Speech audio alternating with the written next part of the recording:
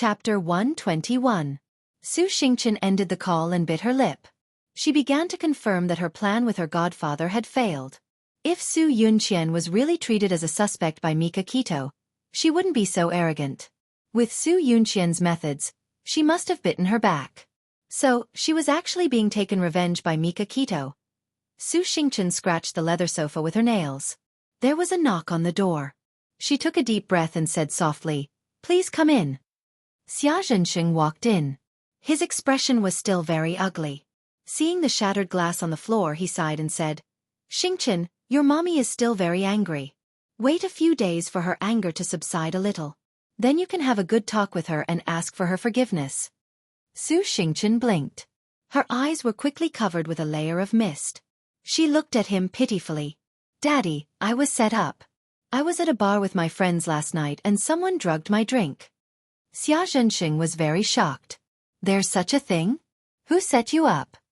She said with tears in her eyes. "Mika Kito." "You mean the CEO of Bo-Ao Corporation, Mika Kito?" Xia Zhenxing couldn't believe it. Wasn't Mika Kito Xia's fiancé? Why would he drug Xingqian? "Yes, it's him. Why would he want to harm you?" Su Xingqian lowered her head guiltily.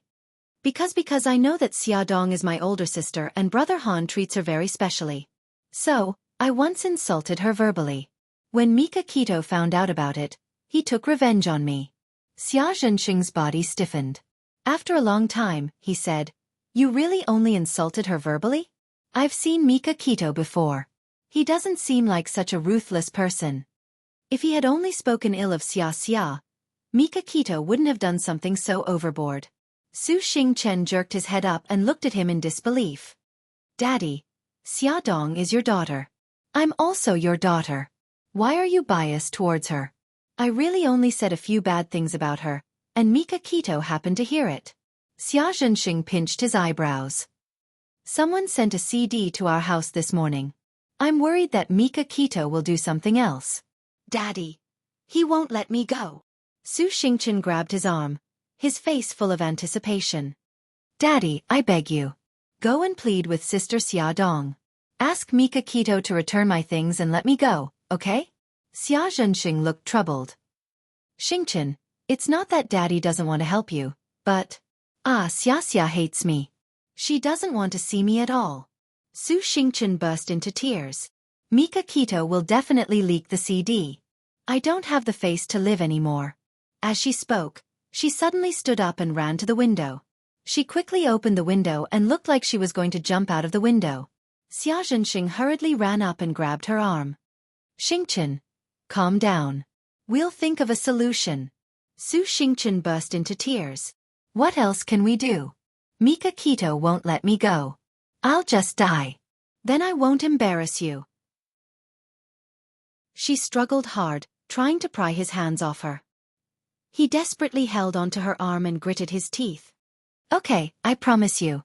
I'll go find Xia and ask her to persuade Mika Kito." Su Xingqian's lips curled into a smug smile.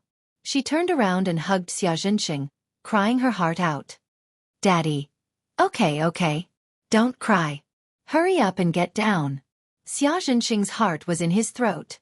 He carefully helped her down from the railing. Xia Dong came out of the company building and was about to go to the parking lot to get her car when she was suddenly stopped. She looked coldly at Xia Zhenxing, who was standing in front of her, and said coldly, "Xia Zhenxing, didn't I make myself clear? I don't want to see you." Xia Zhenxing looked embarrassed and pained. "I'm sorry. I didn't want to disturb you, but... Xingqian, something happened. I need your help." She looked at him coldly. "Help? How do you want me to help her?" She sounded very calm. Xia Zhenxing thought that she would listen to him, so he quickly explained, "I heard from Xingqian that she once said, some things that hurt you. Mika Kito found out about it. So Mika Kito took revenge on her by filming some indecent videos of her. She hopes that you can persuade Mika Kito to destroy those videos." Xia Dong was almost in awe of herself. She could actually laugh after hearing what he said.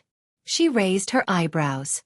"So, Su Xingqian told you that the way she hurt me was by saying some bad things about me?" Xia Zhenxing nodded, not understanding what she meant. Xia Dong laughed out loud. "So, you believe her?" Xia Zhenxing hesitated for a moment but still nodded. Xia Dong clapped her hands. That's so touching. Thank you for letting me know what father-daughter love is. She suddenly stopped smiling and said coldly, Xia Zhenxing, it's obvious that you don't know what your good daughter has done.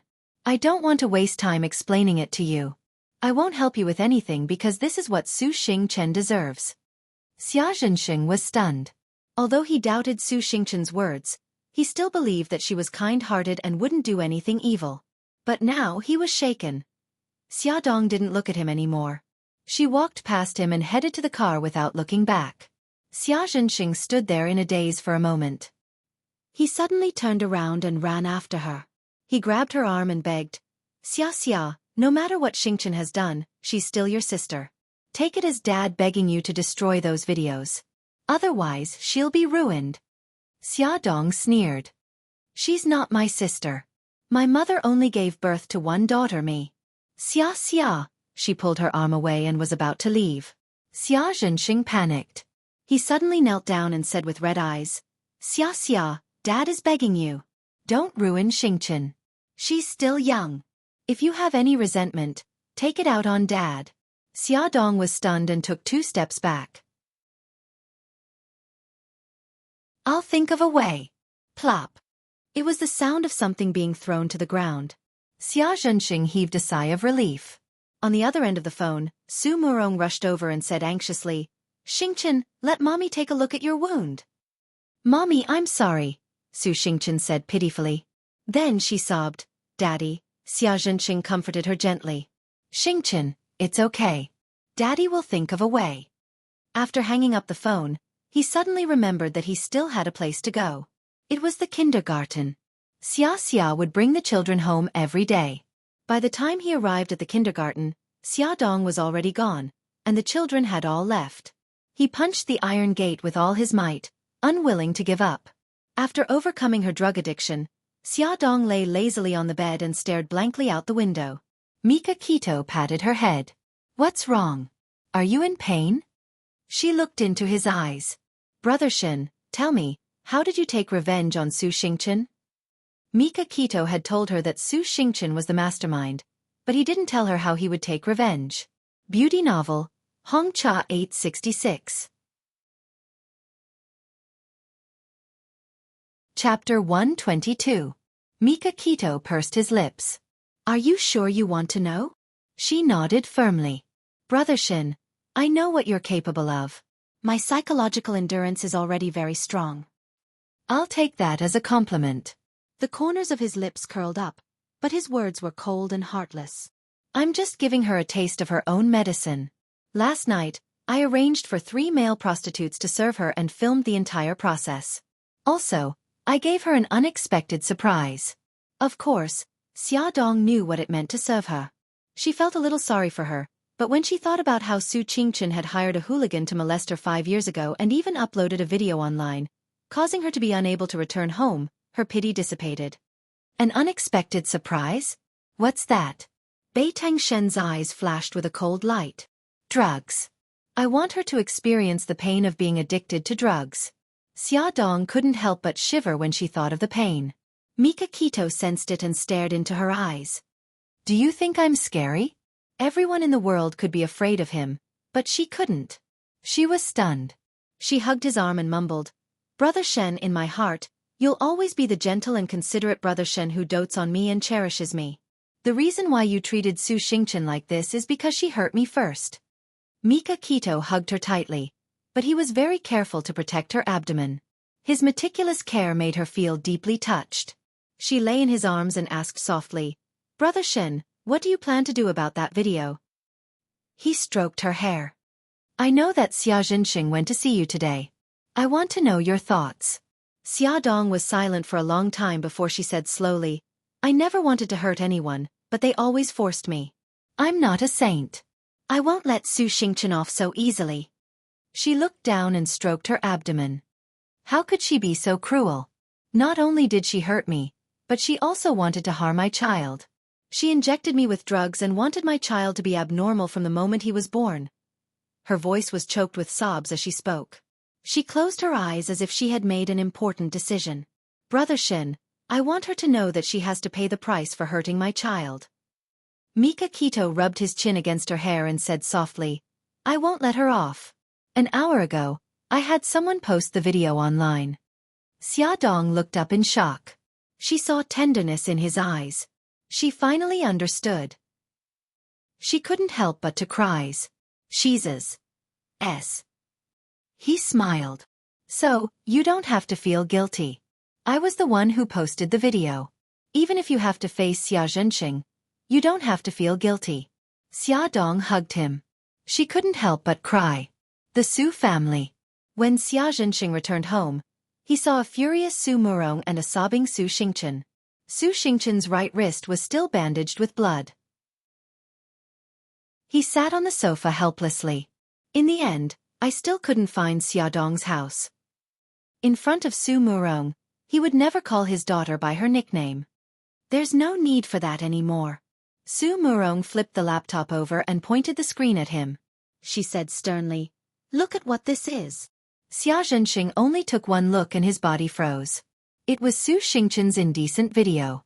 It had already gone viral on the internet. Now, not only will Xingchen be humiliated, but our entire Su family corporation will also be in trouble. Su Murong could almost imagine the tragic sight of the stock prices falling. She held her forehead and was in pain. Su Xingchen cried sadly. Mommy, what should we do now? Su Murong tried hard to calm her anger. With a sullen face she said, Hubby, help me get the phone. I want to talk to Xiao Qifeng. The Xiao family was a media tycoon and had a lot of influence in the industry. She wanted him to help block the related media and television reports. Just before Su Murong called Xiao Qifeng, he had already received news from the television station and ordered the news to be banned. Su Murong was naturally very grateful. Su Murong used the Su family's influence and connections to get through all the key points. All the newspapers and television reports were banned. However, the internet was not something she could stop alone. A portion of the video was deleted, but another batch appeared. Su Xingchen personally experienced how Xia Dong felt when she was forced into a desperate situation. However, this was just the beginning. Just as Su Murong was busy using her connections to get rid of the indecent video, her drug addiction kicked in. Xingchen, what's wrong? When Xia Zhenxing realized that something was wrong with her, her whole body was already trembling with tears and snot flowing out. Soon, her hands and feet were convulsing and she was foaming at the mouth. Xia Zhenxing was so scared that he quickly called the hospital's emergency number. The ambulance soon arrived and took Su Xingchen to the hospital. After the doctor checked, he said, Mrs. Xia, Mr. Xia, the patient's drug addiction kicked in. Drug addiction kicked in? Su Murong's vision turned black and she almost fainted. Xia Zhenxing quickly held her and asked anxiously, Doctor, my daughter has never been addicted to drugs. How could her drug addiction kick in? Are you sure you're not mistaken? The doctor shook his head helplessly. We've already checked very carefully. There are 2 needle holes on her arm. They should be left behind by injecting drugs. Xia Zhenxing felt as if he had been struck by lightning. Su Murong slowly recovered and analyzed. Someone must have deliberately injected drugs into Xingchen. Could it have happened last night? Maybe this was Xia Dong's doing. Xia Zhenxing was helpless. Honey, don't think too much. Saving Xingchen is more important. Su Murong snorted coldly. Are you still thinking about your daughter? At the end of the day, you still can't bear to part with her and her mother. Xia Zhenxing gritted his teeth and said, I'm not. If it wasn't for Xingchen, I wouldn't have gone to look for Xia Dong. Honey, we've been married for so many years. Why don't you believe me? Su Murong stared at him for a while until he felt scared. She suddenly frowned and said, Forget it. Xingchen is more important now. The husband and wife returned to Su Xingchen's ward. Seeing her suffering from drug addiction, they felt like their hearts were being cut by a knife. The doctor injected her with drugs to suppress the toxicity, but it didn't have much effect. Xia Zhenxing was burning with anxiety and asked, Doctor, how did this happen? The doctor was sweating profusely. The drugs injected into her body are too strong. The detoxification drugs in the hospital won't work on her. Then what should we do? Let's send her to a specialized detoxification center. Maybe they'll have a way. Su Murong didn't want to send Su Xingchen to a detoxification center. If news of her drug addiction spread, her reputation would be ruined and the entire Su family would be humiliated. However, when she saw her daughter suffering from drug addiction, she couldn't harden her heart. In the end, she had no choice but to send her to a detoxification center. Half an hour later, Su Xingchen pulled through and fell into a deep sleep. When she woke up and found out that her parents wanted to send her to a detoxification center, she crazily shook her head. "No, I don't want to go. Mommy, Daddy, I beg you. Don't send me there." In her mind, a detoxification center was as scary as a prison. She didn't want to go there. Su Murong held her hand. "Xingchen, Mommy doesn't want to send you there either. But the doctor said that the drug in your body is too strong. Their drugs won't be able to suppress it. If we send you to a detoxification center, there might be hope." "No, I don't want to. Mommy, a detoxification center is too scary. There are drug addicts everywhere. Don't send me there. There must be a way." Su Xingchen's eyes were filled with tears as she pitifully begged. However, Su Murong had already made up her mind. No matter what, she couldn't persuade her. Su Xingchen could only pretend to agree. After her parents left her room, she immediately changed her SIM card and called her godfather. After the call connected, she burst into tears. Her godfather was extremely anxious. He thought that she was sad because of the video online, so he quickly comforted her. "Baby, don't cry. Godfather is already thinking of a way to deal with those videos. Don't worry. Godfather will definitely help you vent your anger." Su Xingchen cried until she couldn't speak coherently. "Godfather.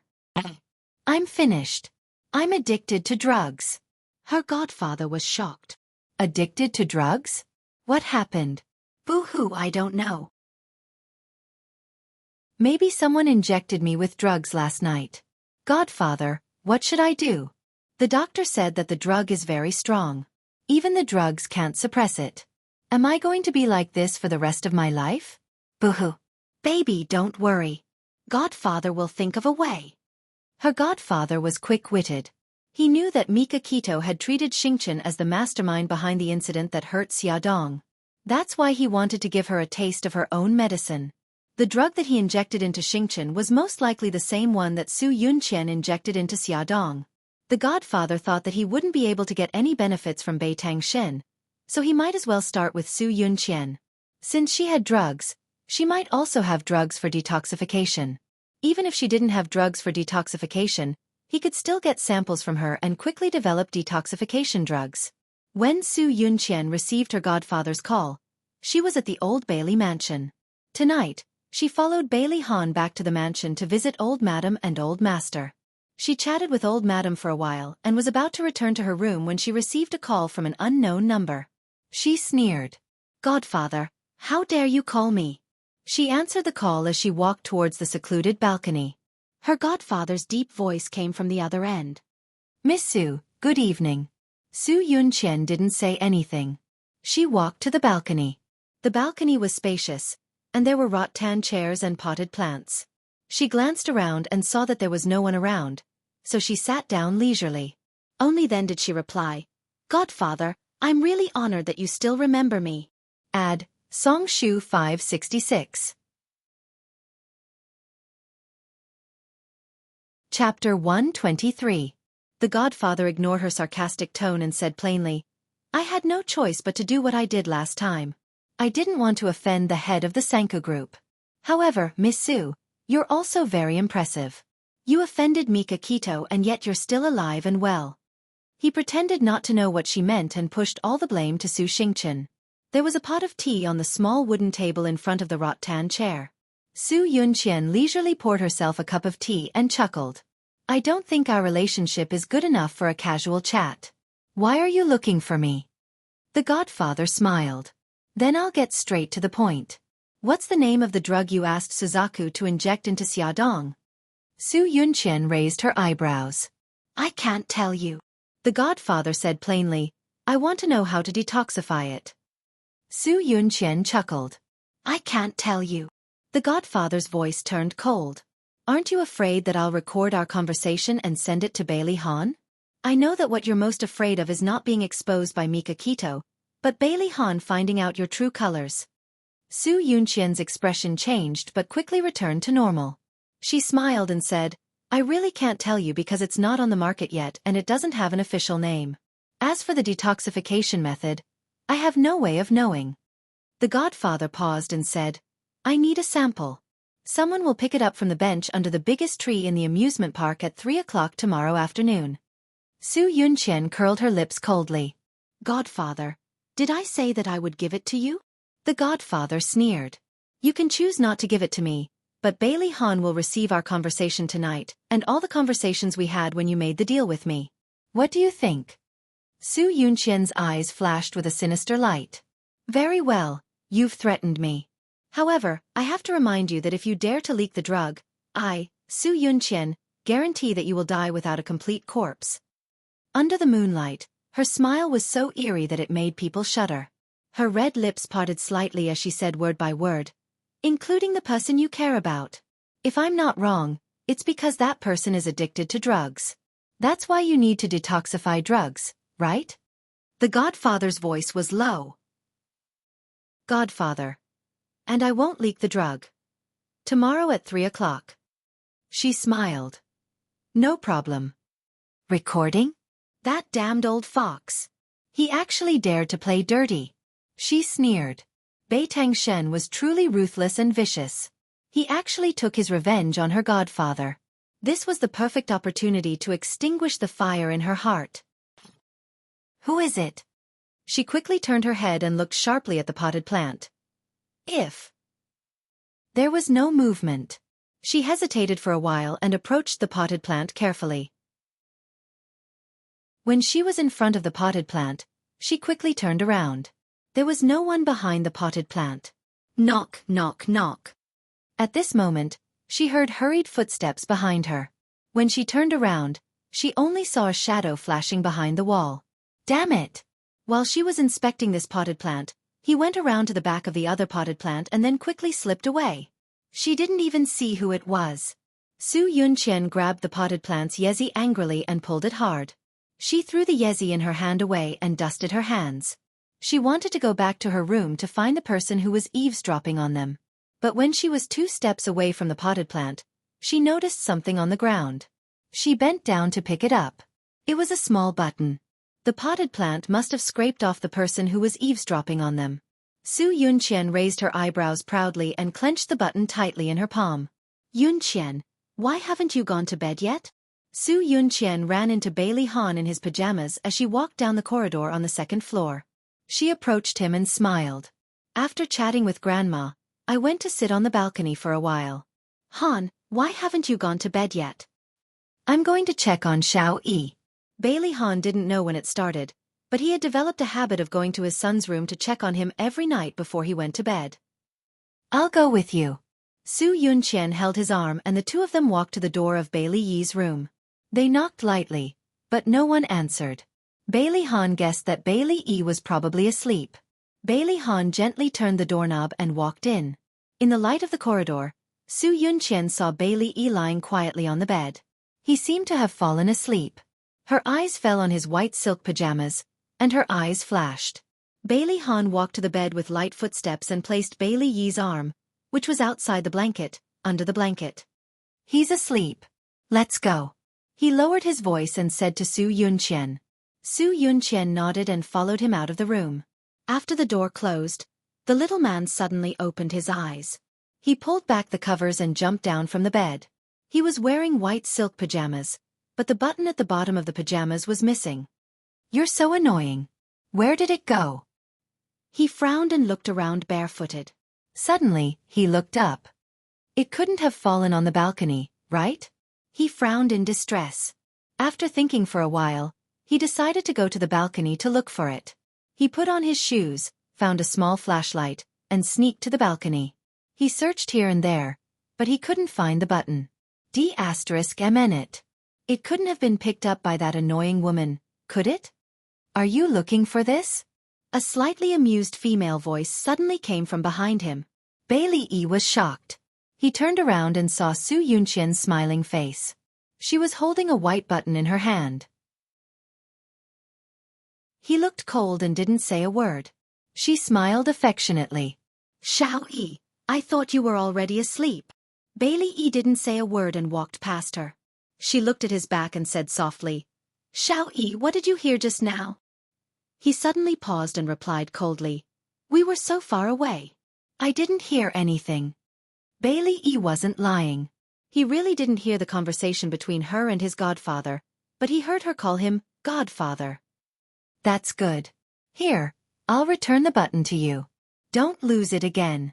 She bent down with a smile and handed the button to him. He took the button and said politely, Thank you, Auntie Yunqian. Good night. Good night. Su Yunqian patted his head. Her anxious heart relaxed. A child who was only 4 years old, no matter how smart he was, he wouldn't be able to dig out anything from what she had just said. However, just in case, Su Yunqian contacted her godfather after returning to her room and changed the time and location of the transaction. The next morning, her godfather obtained a drug sample from Su Yunqian. Using his powerful connections, he sent the drug to the research lab for analysis and research to develop a drug withdrawal drug. However, drug withdrawal wasn't something that could be completed in a day or two. Before the antidote was developed, Su Xingchen could only accept his parents' arrangement and was secretly sent to a drug rehabilitation center.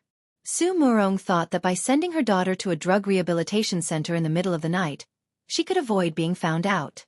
She didn't expect that the next day, news of a rich girl taking drugs and having a daring 4P with a cowherd would spread like wildfire on the internet. Su Murong was both anxious and anxious. She was so busy that she couldn't stop the news from spreading like wildfire. Just as she expected, the Su Corporation's shares fell rapidly. In the end, she had no choice but to negotiate with Mika Keto. Mika Keto refused to meet and asked Jiang Dao to deal with it. When Jiang Dao spoke with Su Murong, he clearly expressed that Mika Keto had nothing to do with him and was purely Su Xingchen's guess. In the end, Jiang Dao sneered, If President Su can't produce evidence to prove that our president did it, then I hope that President Su will not act irrationally. Su Murong was furious, but she couldn't do anything. Everything was just her daughter's guess and there was no concrete evidence. If she fell out with the other party, she would only embarrass herself.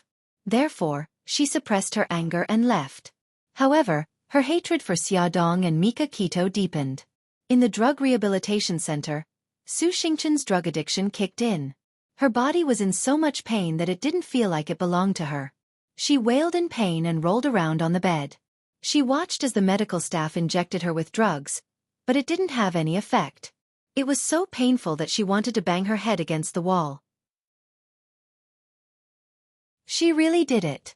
Her strength suddenly increased tremendously. She pushed away the medical staff beside her and slammed her head against the wall. Blood slowly flowed down her forehead. The medical staff quickly rushed forward to hold her hands and feet tightly. Someone took a rope to tie her up, and someone urgently treated the wound on her head. She laughed crazily and then burst into tears. Why? She had used so much strength, but she was still conscious. Her body felt like it was being cut into pieces. It was so painful that she wanted to die. Give me, give me, give me. She trembled and begged. She looked blankly at the white figure in front of her. Give me drugs, give me drugs. Miss Su, pull yourself together. It will be over soon. A cold female voice comforted her. But she didn't listen. Her mind was only filled with the word drugs. She crazily twisted her body, trying to break the rope that tied her up. Because of her violent movements, the wound on her forehead that had just been treated began to bleed again. What do we do? The patient's emotions are too agitated. Inject her with a tranquilizer. Someone injected an injection into her arm. She gradually calmed down and fell into a deep sleep. When Su Xingchen woke up, it was already the morning of the next day. There were faint voices outside the window. Because of Su Murong's arrangement, she stayed in a special ward on the second floor. It was luxuriously decorated and had a complete set of appliances. Outside the window was a garden. She felt that the voices outside the window were particularly irritating. She unhappily frowned and moved her sore body. She was about to get out of bed and close the window when she inadvertently heard her name. She leaned against the window and carefully listened to the two people's conversation downstairs. The two people who were talking were women wearing hospital gowns. They should be the same as her, here to detox. Su Xingchen? You mean that rich girl who had a 4P with a male prostitute? Is she really in our detox center? Welfare Song Shu 566. Chapter 124. Su Xingchen? Are you talking about the rich girl who had a 4P with a male prostitute? Is she really in our drug rehabilitation center? Shu, lower your voice. She lives on the second floor. You haven't gone online today, right? Not only did she play with men, but she's also addicted to drugs. Otherwise, why would she be sent to the drug rehabilitation center? Wow, I didn't expect her to do such a thing when she looks so innocent and cute. The other woman laughed mockingly. Those rich families look bright and beautiful, but who knows if they're so rotten and dirty that it's unimaginable. Take Su Xingchen's mother for example. I heard that her current husband was snatched away by her. That man used to have a wife and daughter. No way, I've seen Su Murong's interview in a magazine. She looks so noble and elegant. How could she be a mistress and snatch someone else's husband? She's faking it. There's a saying that goes like a rich lady in front of people, but a slut in bed. That's a woman like her. Su Xingchen was so angry that she gnashed her teeth. Her pretty cheeks were distorted. She casually picked up the vase on the table and threw it downstairs. Following a loud pang sound, 2 screams followed closely behind. Su Xingchen looked coldly at the 2 people downstairs. The woman who spoke ill of her mother held her leg and cried out in pain. Who threw the vase? Come out. The other woman said anxiously, Don't worry about who threw it first. Your leg is bleeding a lot. I'll help you to see a doctor. The 2 left in a sorry state, leaving behind a floor full of broken porcelain and a pool of blood. Su Xingchen sneered. Looking at the wound on her forehead in the mirror, she broke the mirror in a fit of anger. Damn it, she cherished her face the most. Her forehead was actually injured. It would definitely leave a scar. Brother Han would definitely despise her. Xiaodong. It was all Xiaodong's fault. If it weren't for her, Mika Kita wouldn't have caused her to be so miserable. In Su Xingchen's rage, a thought suddenly sprouted. Xiaodong. Didn't she just have a pretty face? If she was no longer beautiful, would those men still flock to her? This time, she would not let anyone else do it. She wanted to see Xiaodong grovel in pain in front of her with her own eyes. No, not only Xiaodong, but also Su Yunqian. 2 days, in 2 more days, she would become Big Brother Han's bride. She would not allow it. Su Xingchen madly laughed. Her reason had already been corroded by jealousy and anger, and a vicious scheme gradually formed in her mind. In 2 days, Su Yunqian, that annoying woman, would marry Daddy. How could she stop her? Bailey E sat in the classroom, looking at the teacher seriously, but in his heart, he was thinking about his own matters. Suddenly, someone poked his arm. He turned around with a cold face. His deskmate shrunk his neck and carefully handed him a small ball of paper. He innocently pointed at Xia Xiaobao across the aisle. Bailey E turned his cold gaze to Xia Xiaobao. Xia Xiaobao pursed his lips, indicating for him to look at the paper. He took the crumpled paper ball in disgust and unfolded it. There was a line of Chinese characters written in crooked Chinese characters. Hey, annoying fellow, do you also hate Su Yunqian and don't want her to marry your father? Bailey Yi's handsome eyebrows furrowed. He raised his head and glared fiercely at Xia Xiaobao. He picked up his pen and quickly replied with a line of words. Xia Xiaobao read his reply and was so angry that he laughed. Hey, annoying fellow, what are you up to now?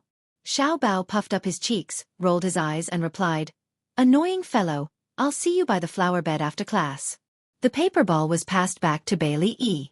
He glanced at it and threw it into the trash can with a cold face. Xiaobao shrugged. After class, Xiaobao squatted by the flower bed. He had been squatting there for almost 5 minutes, but the annoying Bailey E still hadn't arrived. He angrily poked the ants crawling around in the tree hole with a branch and muttered angrily, Damn annoying fellow, why aren't you here yet?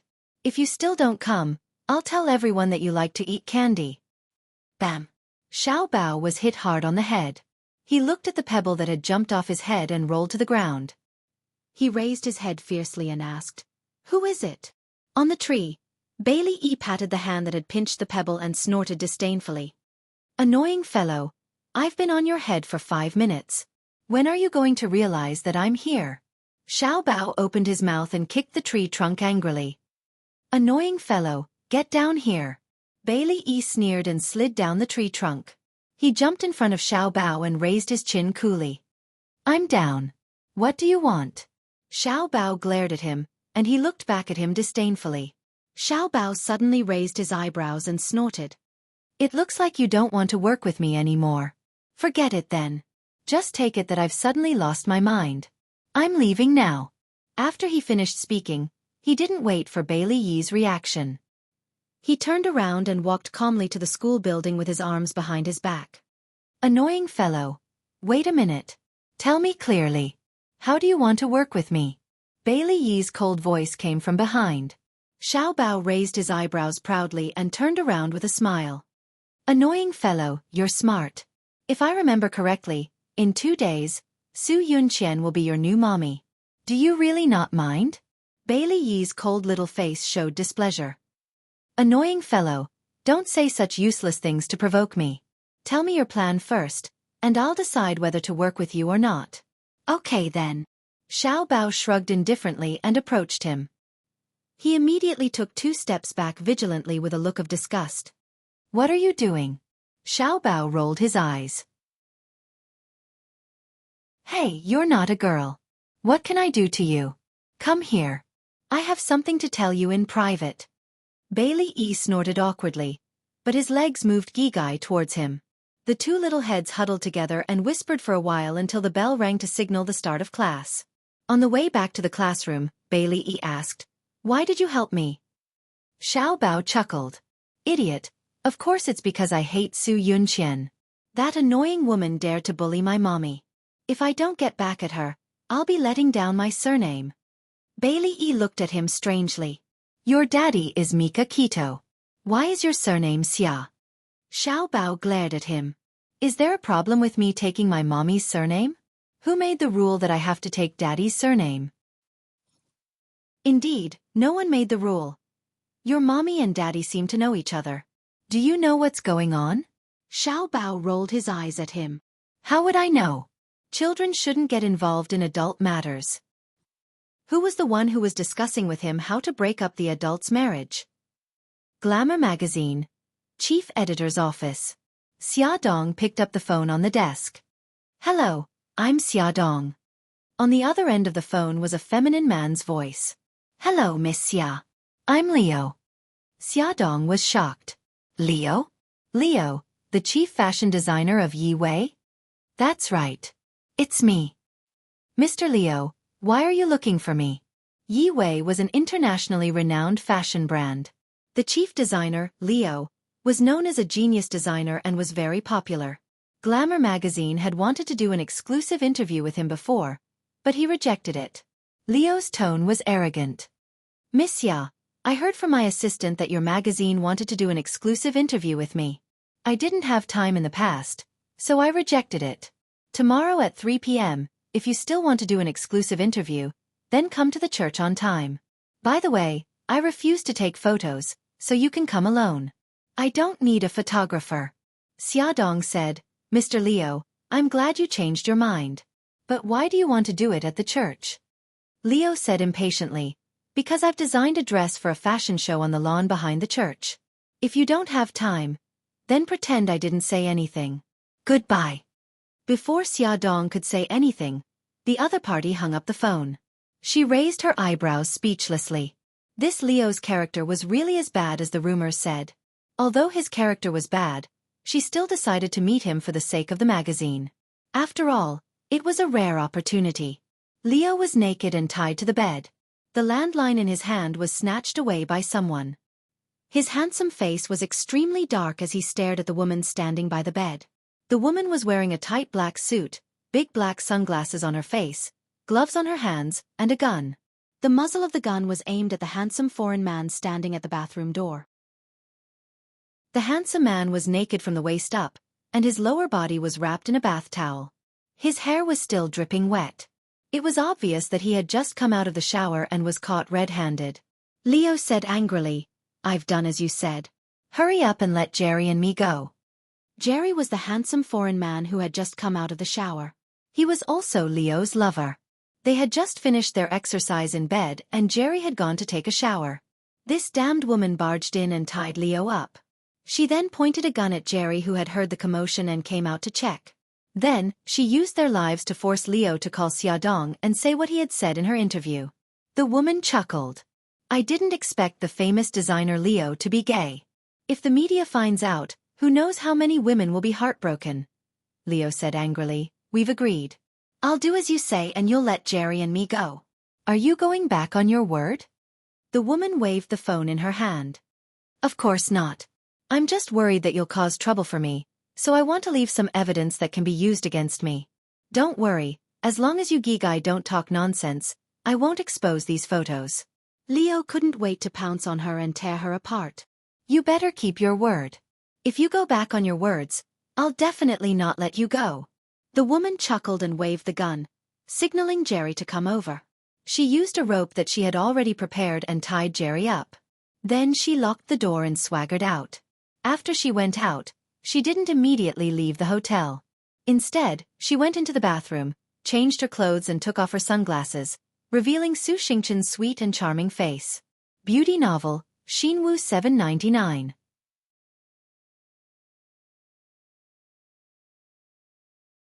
Chapter 125. At 3 o'clock in the afternoon, Xiaodong brought Ding Hao to the church that Leo had mentioned.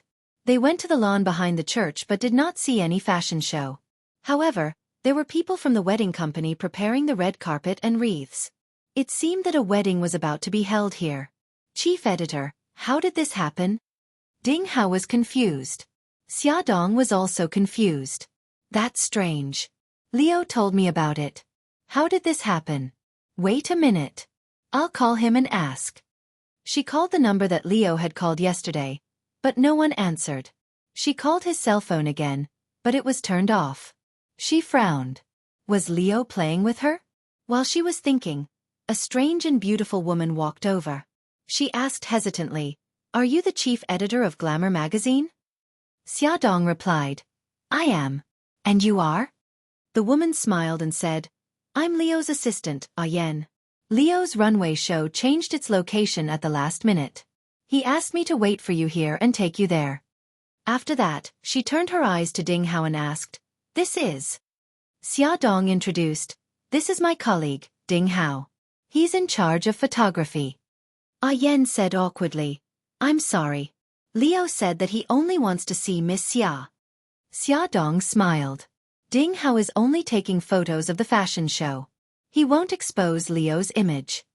Yan said apologetically, I'm sorry, Miss Xia, Mr. Ding. I'm just following Leo's instructions. Well, Ding Hao, you go back to the company first. Xiaodong did not force Ding Hao and let him go back first. Then, she followed Yan to see Leo. Yan took her to the place where the wedding company was preparing for the wedding and said, Miss Xia, wait here for 2 minutes. I'll go to the dressing room to get Leo. Although she was full of doubts, Xiaodong nodded. After waiting for a few minutes, Yan and Leo did not appear. Just when Xiaodong was about to lose her patience, the wedding venue next to them was ready. A staff member held a walkie-talkie and said, We're ready. Now, let's welcome the priest and the newcomer. Since she had nothing else to do, she might as well just observe the ceremony. She found a good spot and turned her gaze to the entrance. The priest smiled as he walked onto the stage. Immediately after, a pair of well-dressed newlyweds walked in hand. Xiaodong suddenly opened her eyes wide. It was actually Bailey Han and Su Yunqian. The two of them also saw her. Bailey Han's deep eyes narrowed, and Su Yunqian's smiling face stiffened for a moment. Xiaodong smiled awkwardly and nodded at them. Her mind raced. Tomorrow was their wedding day. Today, they should have come to the church to rehearse. Except for the first glance, Bailey Han treated Xiaodong as heir after that. He held Su Yunqian's arm and walked to the priest. Xiaodong stood not far away and watched them say, I do in front of the priest. She watched them look at each other affectionately. She watched them hug and kiss each other. She could not help but smile. This was the best ending. Suddenly, an accident happened. With a loud bang, The hydrogen balloon floating in the air with love written all over it suddenly exploded and instantly turned into fragments that fell like rain. Bailey Han pulled Su Yunqian away from the fragments. His concern was obvious. A staff member ran over and kept apologizing. Bailey Han said calmly, "It's okay. This was just an accident." The staff member smiled gratefully. "The wedding rehearsal is over. The two of you can go to the changing room to change. Miss Su, this way please." Su Yunqian was wearing a long wedding dress with a train. The staff member helped her carry the train to the changing room. "You can go out. I can do it myself." Su Yunqian smiled elegantly. The staff member left the room and stood at the door. He glanced around and quickly switched the women's changing room sign with the women's dressing room sign. The wedding rehearsal was over, but Leo still had not appeared. Xia Dong shrugged helplessly and decided to go to the dressing room to see if Leo was really there. Yen suddenly rushed over. "Miss Xia, I'm sorry to have made you wait for so long. Leo is ready. Please go to the dressing room." Xia Dong followed her to the dressing room.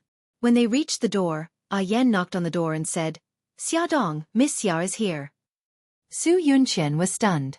What was Xia Dong doing here? Yen did not wait for the person in the room to answer. He opened the door gently and smiled. "Miss Xia, you can go in now." Xia Dong said, "Thank you." Just as she stepped into the dressing room, the door was locked. There were many clothes hanging in the room. A woman with long hair sat in front of the mirror.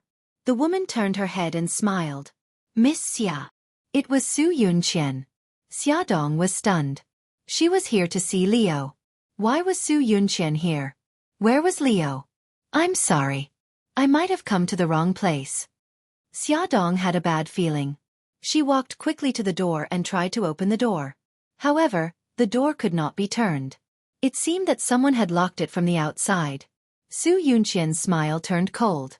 "Since there are only the two of us here, you can tell me the truth. Why are you here today?"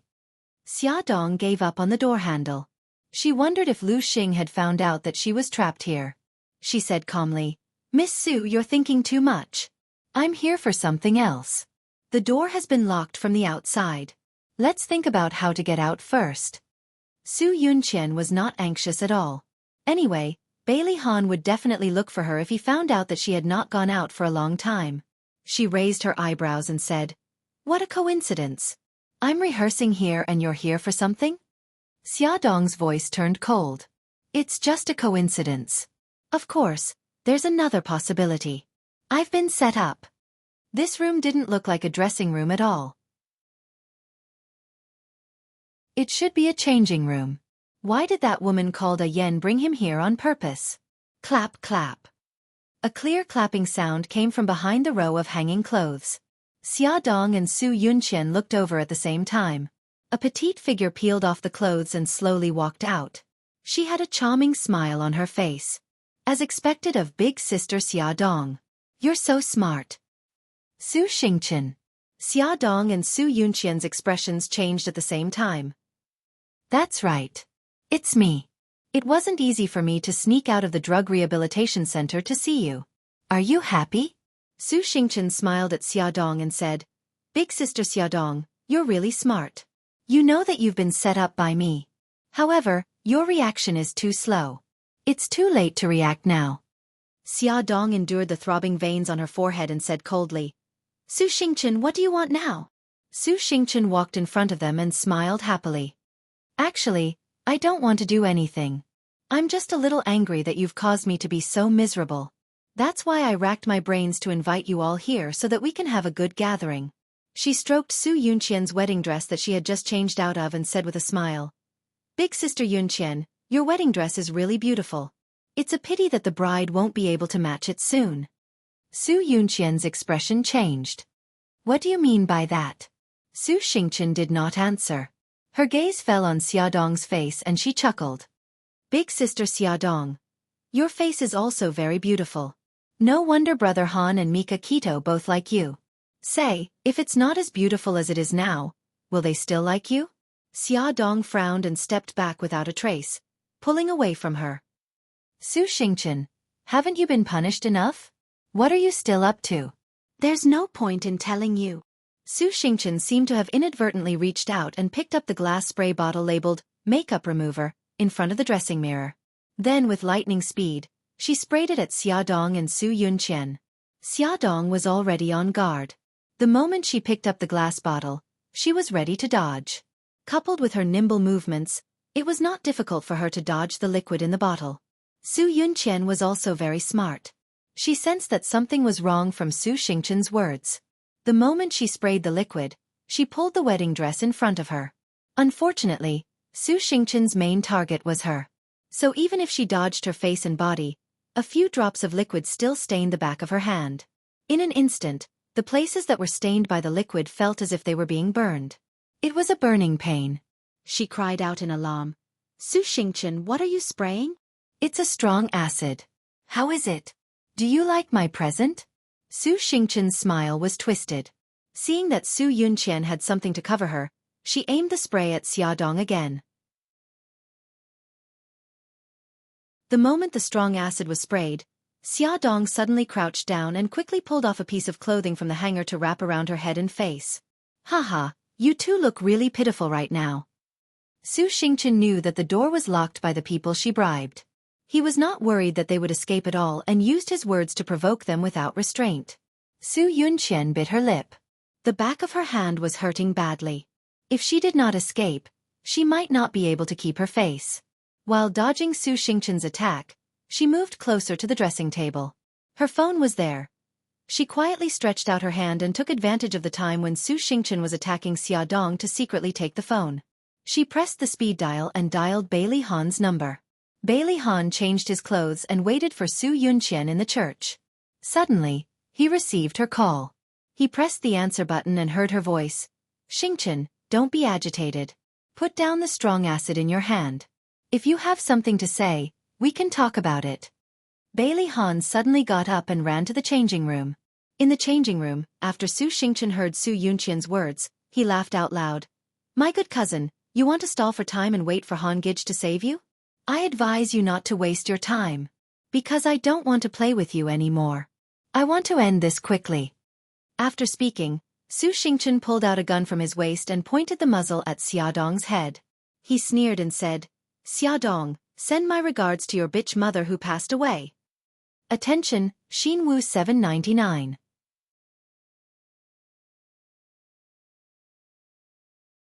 Chapter 126. With that, Su Xingchen pulled out a pistol from his waist and pointed the muzzle at Xiaodong's head. He sneered, Xiaodong, send my regards to your bitch of a mother who has already passed away. Xiaodong stared at the black muzzle of the gun. She was so nervous that her back was sweating. She tried her best to remain calm. Su Xingchen, if you kill me, what awaits you will be a few decades of prison life. Do you want to spend the rest of your life in prison? Su Xingchen's eyes were wild. I've already thrown caution to the wind. If I can't have it, then no one else can. Xiaodong, don't worry, you won't be alone. Su Yunqian will soon accompany you. She gave a twisted and cruel smile and slowly pulled the trigger. Bang! A loud sound was heard. The door was kicked open and a black figure hugged Xiaodong like a bolt of lightning. Like a hunting leopard, he quickly brought her around and dodged Su Xingchen's muzzle. What came out of the muzzle was not a bullet, but a liquid. The liquid stained the wall and the wall immediately began to bubble. Just as Xiaodong's heart was pounding, the black figure had already let go of her. His body was as fast as the wind as he pounced on Su Xingchen. His movements were fast and fierce. In the blink of an eye, the black figure had already grabbed her wrist. While the two were fighting for the pistol, the trigger was pulled. The black figure raised the muzzle and aimed it at Su Xingchen's face. The liquid from the gun accurately sprayed onto her face. She threw the gun away and covered her face with both hands as she screamed. Her skin was rapidly smoking and rotting at a speed visible to the naked eye. This frightening scene took place within a short span of 10 seconds. Xiaodong and Su Yunqian then realized that she was not using a real pistol, but a water gun filled with strong acid. Su Xingchen's hands trembled as he covered his cheeks. He wailed mournfully and staggered out of the changing room. The black figure did not chase after him. He turned around and faced Xiaodong.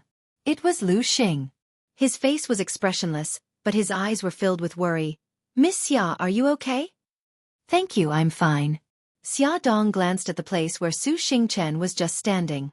There was still a strong acid on the floor. She could not help but feel a burst of fear. Su Yunqian's legs went soft. She held onto the dressing table to stand. She knew that if Su Xingchen succeeded and shot Xia Dong, she would be the second. Yunqian, are you okay? Bailey Han could tell that something was wrong from the phone call, so he hurried over. His hair was a little messy, and he looked anxious. Han, I'm fine. Su Yunqian bit her lips. Her eyes were filled with tears. She seemed to be frightened. But the wedding dress is ruined. The wedding dress that she had used to block the strong acid had been corroded into tatters by the strong acid, and it was full of small holes. It's good that you're okay. Bailey Han's heart, which had been in his throat, returned to his chest. He hugged her tightly and looked around. Only then did he notice Xia Dong and Lu Xing's presence. Xia Dong was also in a sorry state. Even the small jacket she was wearing had a few small holes corroded, revealing the straps inside. Bailey Han's body stiffened. He wanted to let go of Su Yunqian, but she hugged him even tighter. Xia Dong smiled faintly. Mr. Bailey, Miss Su, I won't disturb you anymore. She and Lu Xing walked out of the changing room calmly. Miss Xia, Lu Xing suddenly called her. She turned around in surprise. A suit jacket was draped over her shoulders. Lu Xing's black-rimmed glasses covered his eyes. He said faintly, "Your clothes are torn." Xia Dong was embarrassed. She almost forgot that her jacket was corroded by the acid. "Thank you." "You're welcome." Xia Dong looked at his serious face and wanted to laugh. But when she thought of Su Xingchen who ran away, her heart sank. Lu Xing. Su Xingchen ran away. I'm worried that she won't give up. Lu Xing was expressionless. Miss Xia, don't worry. What awaits Su Xingchen is jail time. Xia Dong shook his head. The Su family is too powerful. Su Murong won't just watch her only daughter go to prison. Su Xingchen's crime is just intentional assault.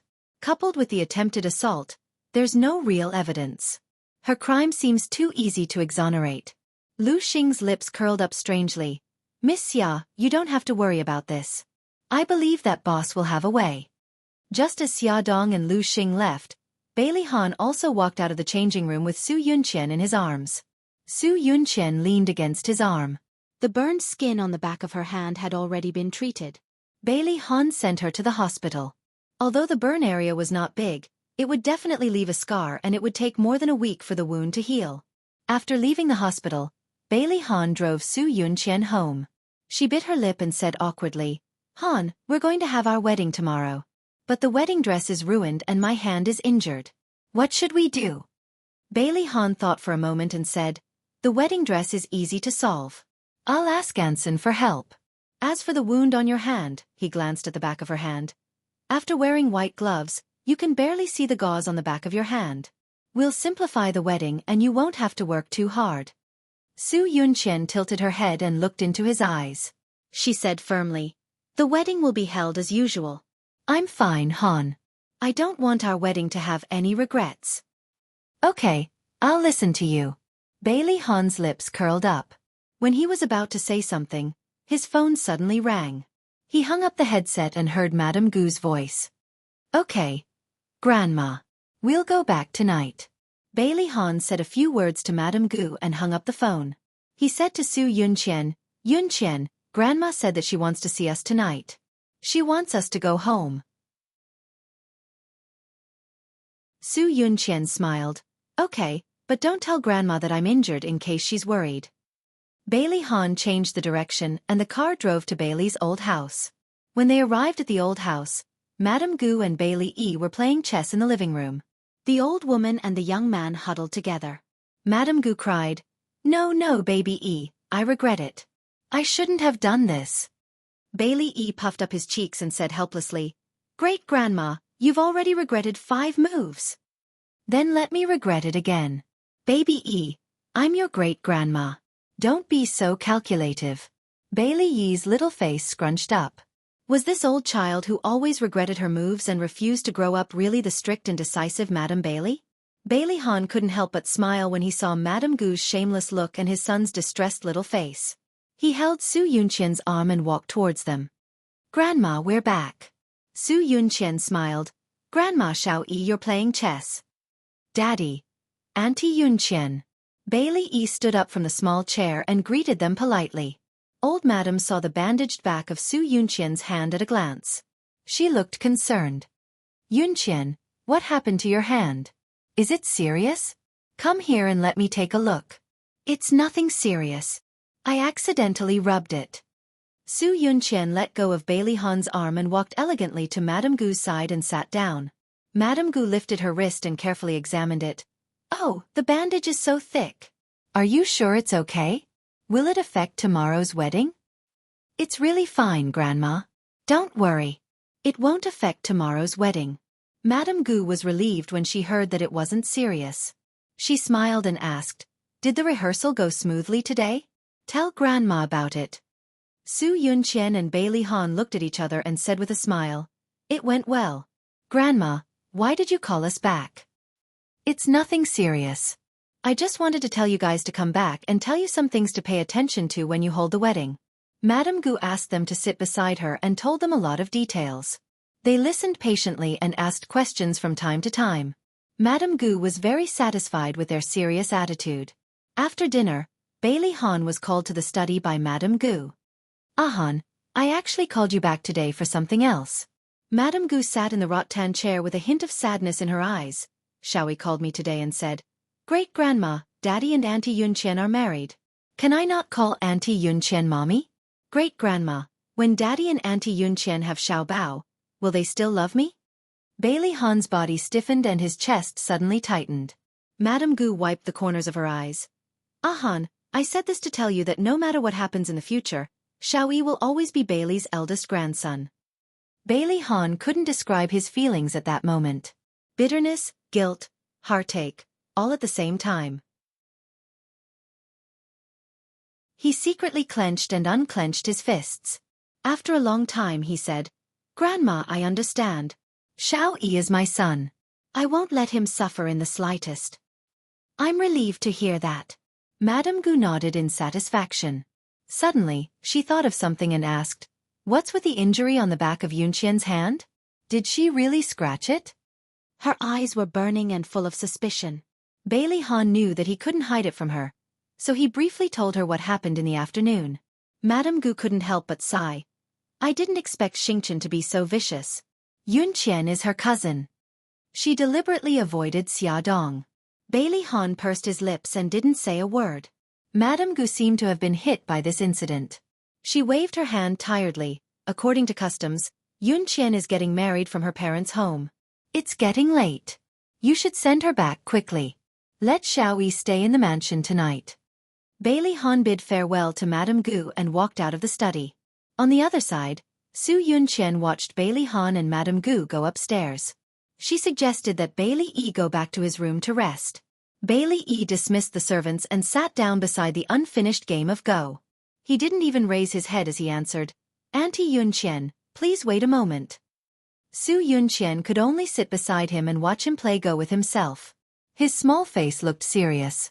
Sometimes he frowned, sometimes he curled his lips, and sometimes he moved the Go pieces. After about 10 minutes, the sensor hidden under his sleeve suddenly vibrated. He nonchalantly pushed away the unfinished Go pieces and stood up. He smiled politely like a gentleman. Auntie Yunqian, we can go now. Su Yunqian glanced at the Go board. Why aren't you playing? You haven't finished yet, have you? He shrugged indifferently. His rosy cheeks looked mature. I'm bored. I'm not playing anymore. All right, let's go upstairs. Su Yunqian's lips twitched. She smiled and bent down, wanting to hold his hand. He reached out his hand Gigai and let her hold it. She led him up the stairs. When they turned the corner, he suddenly looked up and asked curiously, Auntie Yunqian, who is godfather? Su Yunqian was stunned for a moment. She suddenly laughed. Xiao Yi, why did you suddenly ask this question? Bailey Yi looked innocent. He blinked and said, Because I heard you talking to Godfather on the phone that night. I actually know who Godfather is. Godfather is the middleman of the murder organization in a city. Am I right, Auntie Yunqian? When he heard the title Godfather that night, he secretly looked up his identity. but he didn't find any information. Later, Xia Xiaobao wanted to work with him, so he specially asked Xia Xiaobao. He didn't expect that guy to tell him that Godfather was the middleman of the murder organization just by typing on the computer. He was jealous of that guy's database for a long time. Su Yunqian's expression changed. She lowered her voice. Xiao-yi, don't talk nonsense. The person on the phone with me that night was the priest of the church. We were discussing the wedding, not Godfather. But I heard it very clearly. You called him Godfather. Bailey E raised his voice. His pink cheeks had an innocent look of doubt. Auntie Yunqian, why did you contact Godfather? Are you going to ask him to help you kill people? His voice was very loud, and it sounded very clear in the empty stairwell. Su Yunqian panicked and subconsciously covered his mouth. Xiao-yi, why would I do that kind of thing? Don't talk nonsense. Bailey E struggled. He used both his hands to pry her hands away and kicked her calves. His bright eyes stared at her, making her feel like she was being seen through. She reflexively covered his mouth even harder. His mouth and nose were covered, and he felt very uncomfortable. His white cheeks turned red, and his black eyes were filled with tears. He looked extremely pitiful. Su Yunqian didn't feel any pity for him. She was panicking, afraid that he would tell others about this. Coincidentally, there was no one around, so no one would know what she was doing. Bailey E suddenly bit her palm. His sharp teeth made her palm hurt, and she subconsciously pushed him away. Bailey Han came down from the study on the 3rd floor and slowly walked down.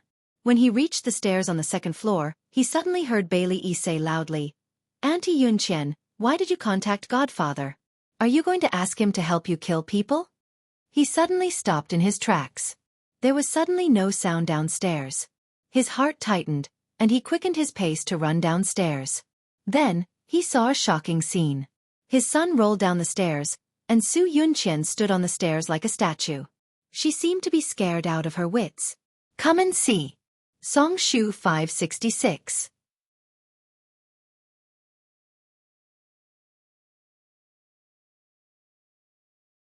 Chapter 127. Su Yunqian appeared to be scared out of her wits, but in fact, she had already heard the sound of hurried footsteps. She rushed downstairs before Bailey Han could, shouting in a panic, Xiao-yi, Xiao-yi. A black shadow suddenly flashed past. She was fast, but Bailey Han was faster than her. He sprinted madly, trying to catch the little ball that was rolling faster and faster, but he couldn't catch him no matter how hard he tried. Bailey Han simply threw himself forward and rolled down with all his might. The moment the little ball landed on the ground, he stomped his feet and crawled on the ground, using his own body to cushion his son's body. The moment Bailey E hit his back, he quickly put his hands behind his back to protect him, then carried him to his front. Xiao-yi, Xiao-yi.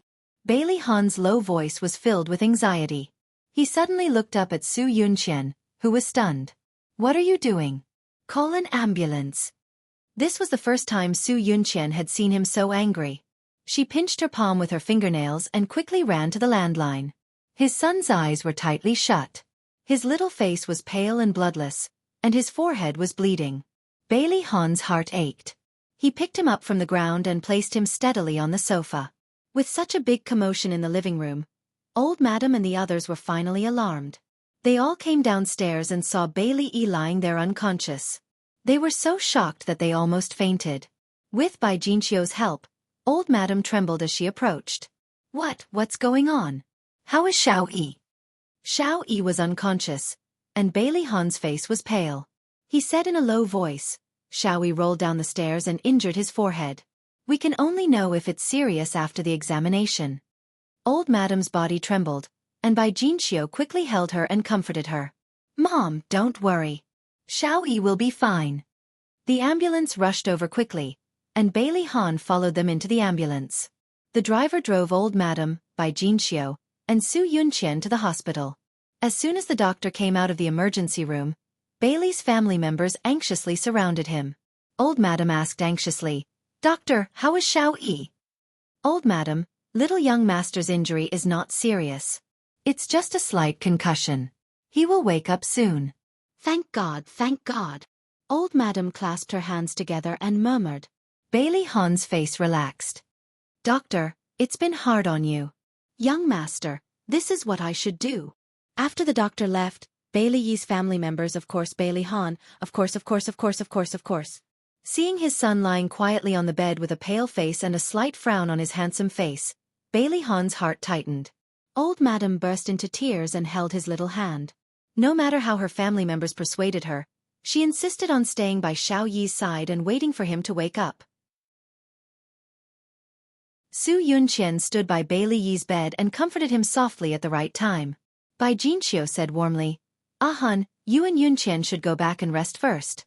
You will have to work hard tomorrow. Old Madam and I will stay in the hospital tonight. Bailey Han looked at his son and said calmly, cancel the wedding first. What? Bai Jinxiu's eyes widened in shock. Han, do you know what you're talking about? Su Yunqian couldn't believe her ears. She widened her beautiful eyes and looked at Bailey Han, waiting for his explanation. Bailey Han's gaze swept across everyone present calmly and he said indifferently, Mom, you didn't hear wrong. I want to cancel the wedding. Yunqian, I'll take you home first. With that, he turned to leave. Su Yunqian grabbed his arm and said in a trembling voice, Han, why? Why do you want to cancel the wedding? Is it because Xiao Yi is injured? Bailey Han suddenly turned around and stared at her with his deep and sharp eyes. His thin lips were tightly pursed, as if he was restraining himself. After a long while he said in a cold voice, Yes, Xiao Yi is injured. As his father, I can't abandon him at this time. Su Yunqian's grip on his arm gradually tightened. Her beautiful eyes were covered with a layer of mist. She bit her lip and said pitifully, Han, let's postpone the wedding. Don't cancel it, okay? When Xiao Yi recovers, we'll hold the wedding, okay? She was so compromising that even Bai Jinxiu couldn't stand it anymore. Han, Yunqian is right. If we suddenly cancel the wedding, what will everyone think of the Bailey family? Why don't we postpone it? Old Madam Bai also spoke. Han, why do you want to cancel the wedding?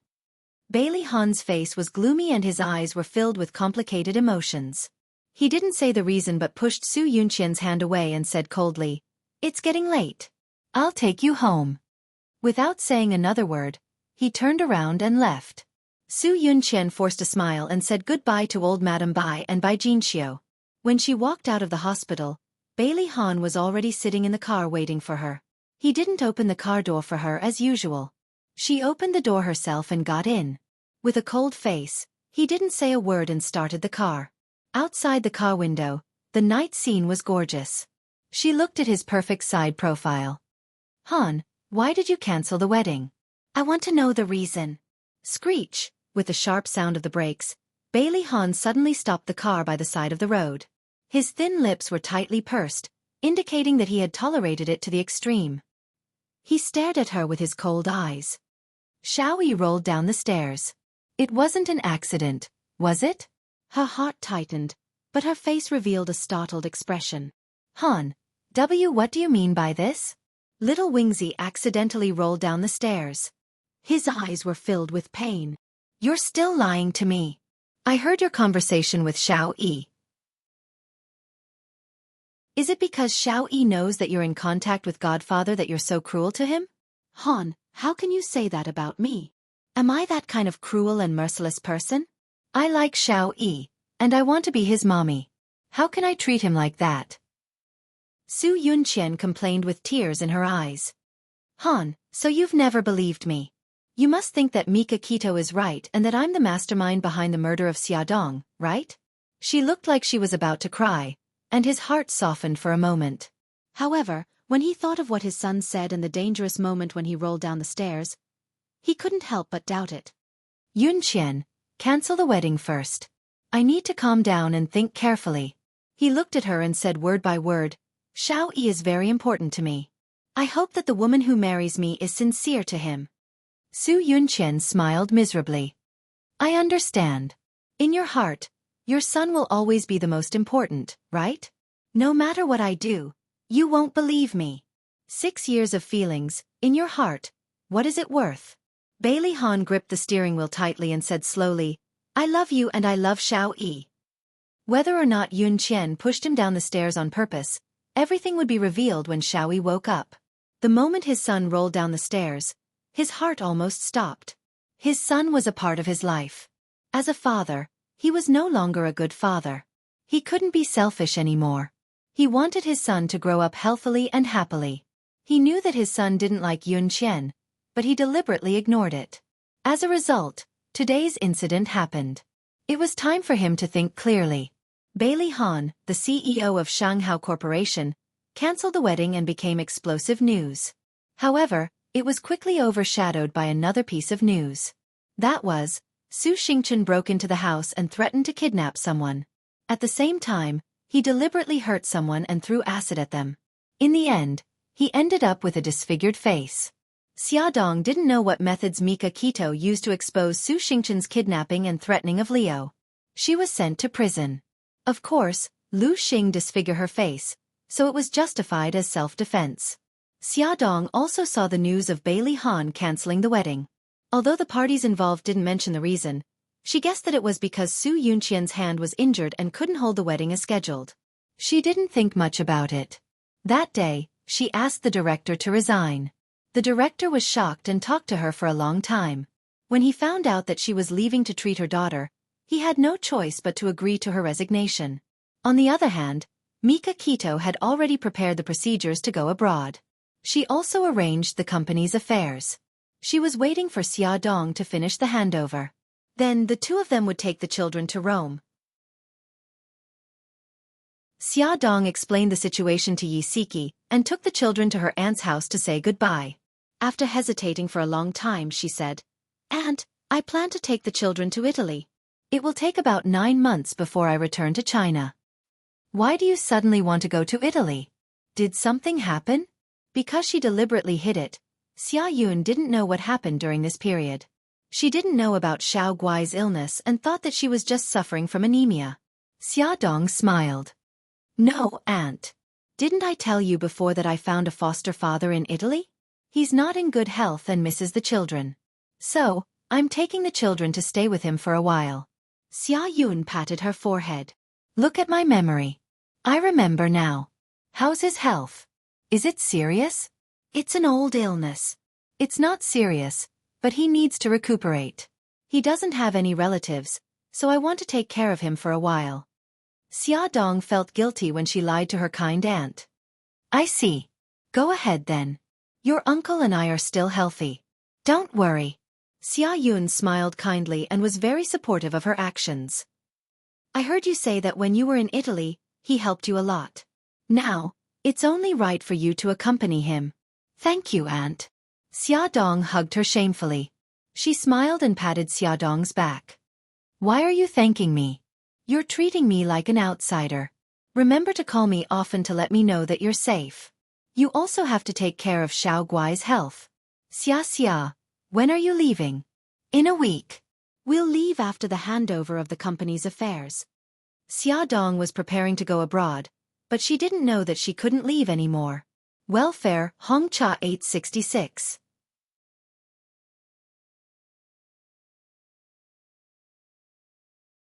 Chapter 128. Shenghao Group. Bailey Han was gathering his subordinates to deal with the cooperation with the United States when his phone rang. He picked up the phone almost at lightning speed. His voice was low and a little hoarse. "Grandma, how is Xiao Yi?" Old Madam Han sighed. "Xiao Yi is awake, but you should come to the hospital." Bailey Han had been worried about his son when he was working. When he heard Old Madam Han's words, his heart jumped again. He hung up the phone and said to his subordinates, "We'll talk about the cooperation in the afternoon." Then, he took his car keys and left quickly. He drove all the way to the VIP ward. Old Madam Han was sitting by Xiao Yi's bed with red eyes. Xiao Yi had already woken up. He was lying on the bed expressionlessly with his small lips slightly pursed. "Grandma." Bailey Han greeted Old Madam Han and bent down to touch his son's head. Xiao Yi tilted his head and dodged. Bailey Han sat down and softened his voice. "Xiao Yi, do you feel any discomfort?" Xiao Yi did not speak. His dark eyes stared quietly at the ceiling as if he did not hear his question. "Xiao Yi?" Bailey Han frowned. Was his son throwing a tantrum? "Don't shout. He can't hear you." Old Madam Han choked. Bailey Han's expression changed drastically. He reached out his hand, ignoring little Wingzi's attempts to dodge, and touched his head. Little Wingzi immediately shrieked like a frightened little beast, his hands and feet kicking around wildly. Ah! Ah! He screamed in horror. His eyes were full of fear, but he did not say anything. Bailey Han's heart sank. He quickly withdrew his hand. His screams gradually faded, and the fear in his eyes slowly dissipated. His bright black eyes became blank and dull. Bailey Han looked at his smart and obedient son suddenly become like this. His heart suddenly ached. Grandma, what's going on? How did Xiao Yi become like this? The old madam looked miserable. Xiao Yi became like this when he woke up. No matter how we called him, he didn't seem to hear us. If we tried to touch him, he would scream and become very emotional. The doctor said that this is a symptom of autism. Bailey Han did not believe that his son would be autistic. He went to the attending doctor's office with an ugly expression. Doctor, my son has always been normal. How did he suddenly become autistic? Mr. Bailey, young master's autism is not caused by hereditary factors. Instead, he suffered a great shock in an accident, which caused the malfunction of his brain cells and affected the function of the brain's nerves to transmit information, which led to autism. Bailey Han's pupils suddenly shrank. Can it be cured? Based on the young master's condition, he is mainly affected by psychological factors. The possibility of recovery is still relatively high. But I suggest that parents don't be too impatient. Relax, relax, get rid of the child's negative emotions, and communicate with him step by step. The doctor talked about a lot of precautions before treatment for autism. Bailey Han listened patiently and asked questions from time to time. In the process of talking with the doctor, his attitude became more positive. He believed that there would be a way to cure his son's autism. But the reality was that Bailey Yi's condition was getting worse and worse. He completely isolated himself in his own world and ignored the people and things around him. He silently did his own things. Sometimes he would draw, sometimes he would play chess with himself, sometimes he would sit in front of the window and stare blankly. Sometimes he would sit there for the whole day. As long as someone wanted to touch him, he would scream like a frightened little beast, baring his fangs and brandishing his claws. With his current condition, there was no way he could go back to school. He didn't even take the final exams. Although Bailey Han cancelled the wedding, which had a certain impact on the Bailey family and the Su family, the Bailey family was busy trying to find a way to cure Xiao Yi's illness. They didn't have the time to pay attention to the outside world. The Su family was different. First, there was the scandal of Su Xingchen. Then the proud daughter of heaven, Su Yunqian and Bailey Han cancelled the wedding. Although it wasn't as sad as being abandoned, the inside story was enough for the media to speculate for a long time. The Su family's reputation fell to the bottom. Facing the swarm of media, Su Yunqian was indifferent and elegant. Her goddess-like temperament was vividly displayed. Although everyone was still speculating, their attitude towards her was a lot friendlier. She avoided the media and stepped into the hospital. This was the hospital where Su Xingchen was staying. Because Su Xingchen was splashed with strong acid, 20% of his face was severely burned. It was a third-degree burn. After being detained, he applied for medical parole through his connections. Now, he was still staying in the hospital. When Su Yunqian went to visit him, Xia Zhenxing was by his bedside. He looked a lot older and the hair on his temples was white. As for Su Xingchen, her entire head was wrapped in gauze, only revealing 2 eyes. Because of the burns on her respiratory tract, she couldn't open her mouth to speak. When she saw Su Yunqian appear at the door of the ward, her eyes were like copper bells. Her gaze was like a sharp blade, fiercely glaring at Su Yunqian. She made a gurgling sound from her throat and raised her hands in agitation, as if she wanted to strangle her. Xia Zhenxing quickly grabbed her arm. Xingchen, don't be agitated. Be careful of your wound. Su Yunqian's eyes flashed with a trace of ridicule. She had a gentle smile on her face. Uncle, I'm here to see Xingchen. How is she now? Xia Zhenxing sighed. Her situation isn't very good. The burns on her skin are very deep. I heard from the doctor that we can only use conservative treatment now. Only when her wound scabs over can we perform skin grafting surgery. Su Yunqian turned her gaze back to Su Xingchen and said gently, Xingchen, You have to listen to the doctor's words and take care of yourself. You'll get better. Xia Zhenxing said guiltily, Yunqian, Xingchen treated you so badly, but you still came to see her. I apologize on behalf of Xingchen. Su Yunqian smiled. Uncle, you're treating me like an outsider. We're family. No matter what Xingchen did, she's still my cousin. Su Xingchen's eyes widened. She wanted to dig a few holes in her body with her gaze. The gurgling sound from her throat also became louder. Su Yunqian held her hand that was grasping in the air and said gently, Xingchen, I know what you want to say. Don't worry. I've already forgiven you.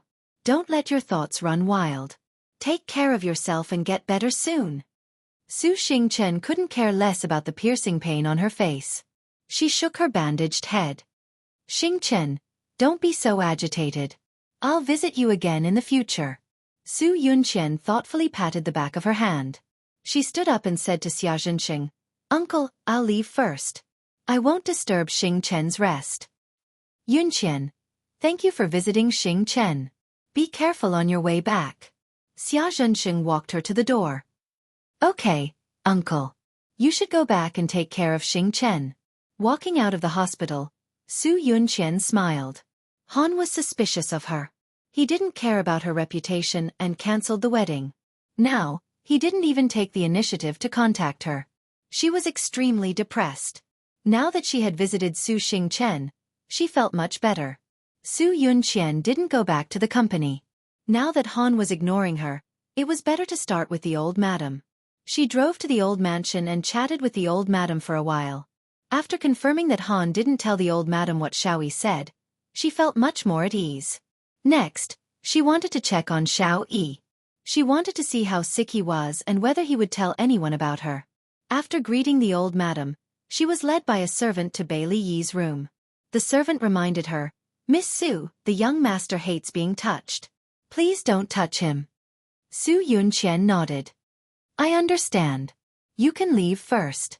After watching the servant leave, Su Yunqian locked the door and walked in. Bailey Yi sat in the empty art room. His small body was standing in front of the easel. He held a watercolor pen in his hand and painted on the canvas. Xiaoyi? Su Yunqian approached him and tried to call his name. He turned a deaf ear and didn't respond at all. His hands continued to paint. His bright black eyes quietly stared at the canvas. He was completely immersed in his own world. Su Yunqian walked to his side. When she saw what he had painted, she couldn't help but be shocked.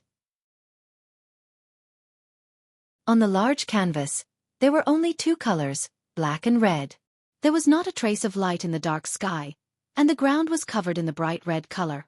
A lonely little figure stood between the black and red colors, and the whole picture was shrouded in a strange and frightening atmosphere. Su Yunqian stretched out her hand and pointed at the little figure in the painting. Xiaoyi, is this you? Xiaoyi still didn't say a word. He picked a white watercolor pen and painted on the outline of the little figure. Soon, the white figure became conspicuous at the intersection of the black and red. However, with the overall color combination, it became even more strange. Xiaoyi. Su Yunqian stretched out her hand tentatively. He didn't move and looked at the canvas seriously. Her slender and fair fingers slowly landed on his thin and weak shoulders. Xiaoyi seemed to have gone crazy. He kicked and hit her violently and scratched her arm with his fingernails. This scream came from Su Yunqian. There were 3 red scratches on her arm. She quickly withdrew her hand and retreated away from him. What's wrong? What's wrong? Miss Su, hurry and open the door. Hearing the scream, everyone in the villa was alarmed. The servants who rushed over first kept knocking on the door. It's nothing. Wait a moment. I'll open the door right away. Su Yunqian glanced at Bailey Yi, who was still screaming. She tidied her hair and quickly walked forward to open the door. Little young master. The servant wanted to go forward, but he was afraid of disturbing Bailey Yi. He didn't know what to do. At this moment, the old madam rushed over with her walking stick. Trembling, she walked to Xiaoyi's side. She didn't dare to reach out to hug him. She only comforted him gently. Yi darling, don't be afraid. Great-grandma is here. Add Hongcha 866.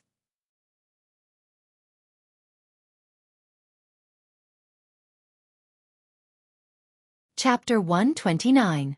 The servant hurriedly brought a chair over and placed it beside Old Madam. Old Madam sat down and looked at Bailey E., who was holding his head and screaming. She coaxed him gently over and over again. After an unknown amount of time, little Wingsy finally calmed down. He picked up the paintbrush again and painted on the canvas as if nothing had happened. Old Madam endured the intense heartache and praised him with a smile. "Baby E is so amazing. The painting is so beautiful." Xiao Yi's small body stood upright like a statue without any reaction. "Let's go. Let's not disturb Baby E." Old Madam sighed in her heart and stood up with the help of the servant. After walking out of Xiao Yi's room, Su Yunqian followed Old Madam to the living room. Old Madam asked someone to do a simple treatment for her wound. Su Yunqian looked apologetic. "Grandma, it's all my fault. If I hadn't caught Xiao Yi that night, he wouldn't have fallen down the stairs and this wouldn't have happened." Old Madam sighed. "It's not your fault. Yunqian, why did Xiao Yi suddenly fall ill?" Su Yunqian felt even more apologetic. "I wanted to communicate with Xiao Yi and see if I could get his attention. I didn't expect him to suddenly scream when I pointed at the painting and praised him." Old Madam said doubtfully. "Xiao Yi only gets emotional when others touch him." "Are you sure you didn't touch him?" "I really didn't. I only touched his painting. I didn't expect it to turn out like this." "Grandma, I'm sorry." Old Madam frowned. "Could it be that Xiao Yi's condition has worsened? What should we do?" Su Yunqian said, "Grandma, I've asked some doctor friends. They said that it's best to send Xiao Yi to a rehabilitation center. They have professional rehabilitation training that will help Xiao Yi." The Old Madam also understood that this was a good idea, but Xiao Yi's identity was special. She was worried that it would cause unnecessary trouble. After thinking for a while, she said, "Why don't we hire a psychotherapist to treat Xiao Yi at home?" In the evening, when Bailey Han came back from the company, the old lady told him about her idea. Of course, Bailey Han did not object, but he refused the psychotherapist introduced by Su Yunqian. Before the truth was made clear, he was already on guard against her. After pondering for a moment, he said, "Grandma, don't let Yunqian get close to Xiao Yi in the future." "Why do you say that?" Old Madam's eyes flashed sharply. She was suspicious. He said faintly, "Xiao Yi was too emotional when she saw her. I'm just thinking for Xiao Yi's sake. I don't mean anything else." When he heard Xiao Yi's words on the stairs, he did not tell anyone because he did not want to wrongly accuse a good person. Deep in his heart, he hoped that Xiao Yi's words were false. He also hoped that Su Yunqian had nothing to do with Xiao Yi's accident. In fact, Bailey Han had also consulted many experts and contacted a top psychotherapist. The psychotherapist was called Lin Yi. He was around 30 years old. He was polite and gentle. Every day, he would go to Bailey's old house and treat Bailey E for an hour. Lin Yi advised the parents to maintain a fixed time every day to communicate with the child alone. Even if the child did not respond, they should insist on talking to him or doing something to cultivate his understanding of the outside world. Lin Yi said, "The lack of social skills is the biggest obstacle for an autistic child. Parents should create opportunities for the child to interact with people around him. Young master has many friends in kindergarten. You can invite them to the house as guests. You can also raise some small animals at home so that young master can reduce his fear of social interactions and improve his social skills in the process of raising animals." Looking at his son sitting alone in the corner, Bailey Han's heart ached. He suddenly realized that his son was very lonely. He lacked maternal love since he was young and did not have any playmates of the same age. Although he was young, he had already developed a restrained and calm personality. He would not even show his emotions on his face. After thinking for a long time, Bailey Han called Xia Dong. At this time, Xia Dong had already finished the handover work. Mika Kito had also booked the plane tickets for the four of them to fly to Italy. She was packing at home when she suddenly received a call from Bailey Han.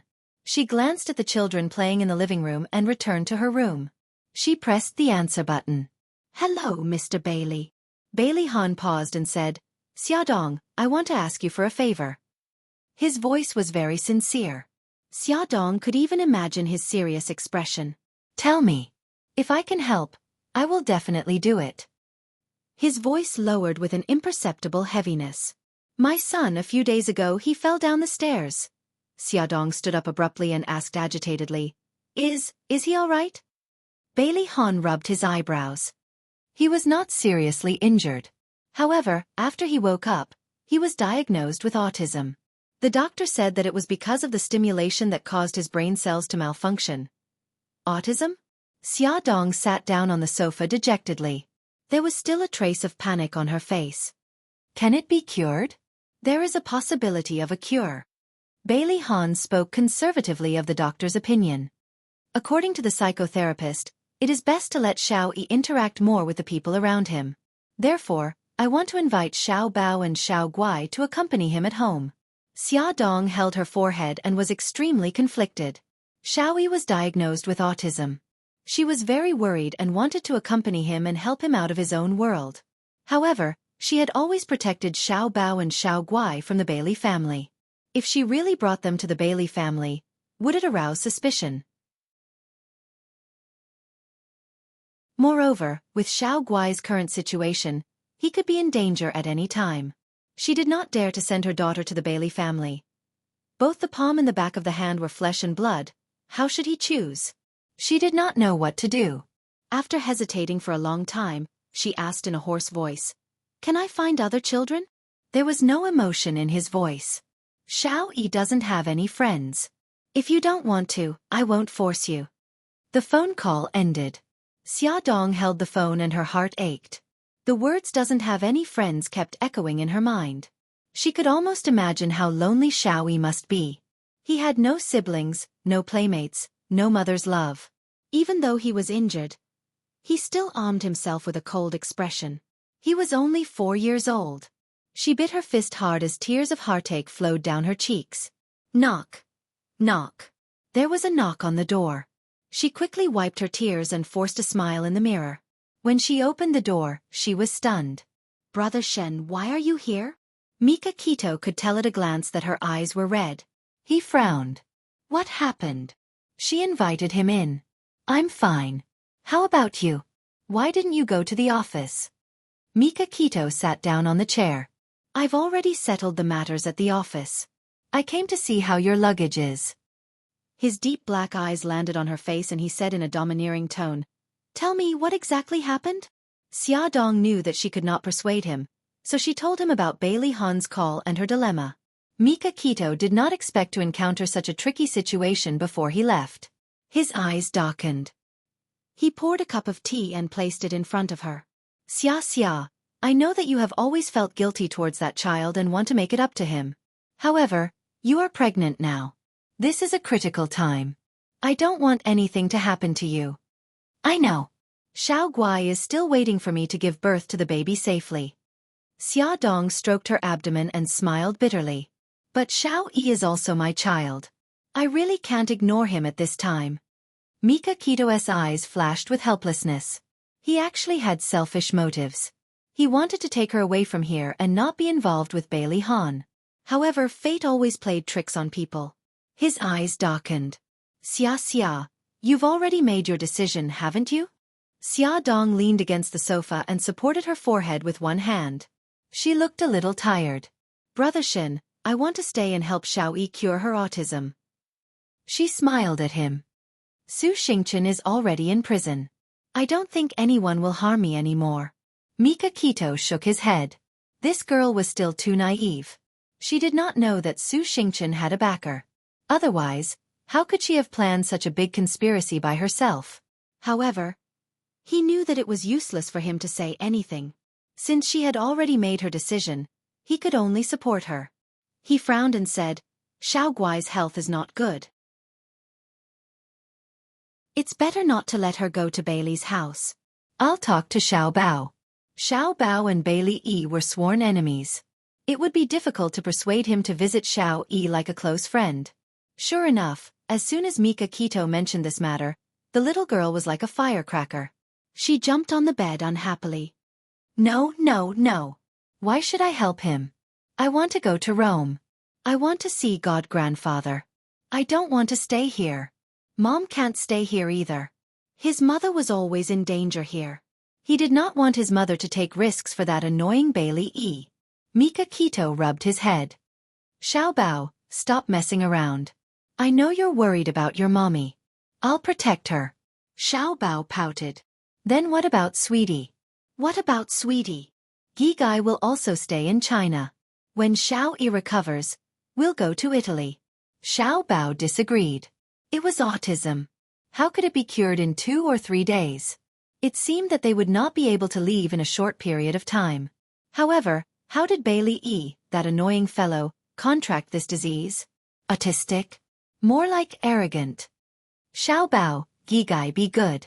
Don't make things difficult for your mommy. All right then. I want to make it clear that I'm not staying for that annoying guy. I'm staying for mommy. I know. You love your mommy the most. Mika Kito rubbed his hair in amusement. In the living room, Xia Dong called Bailey Han back. She tried to speak in a calm voice.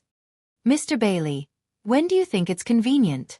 I'll send Xiaobao to Bailey's house.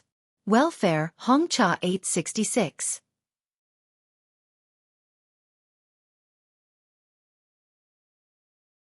Chapter 130.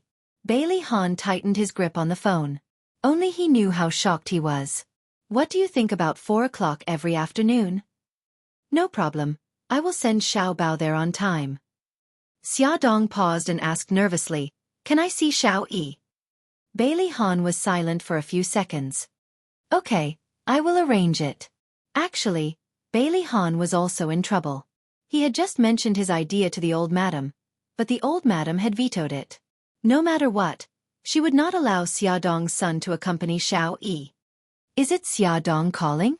Tell her that we don't need her fake kindness, and we definitely won't allow Xia Xiaobao to walk through the Bailey family's door.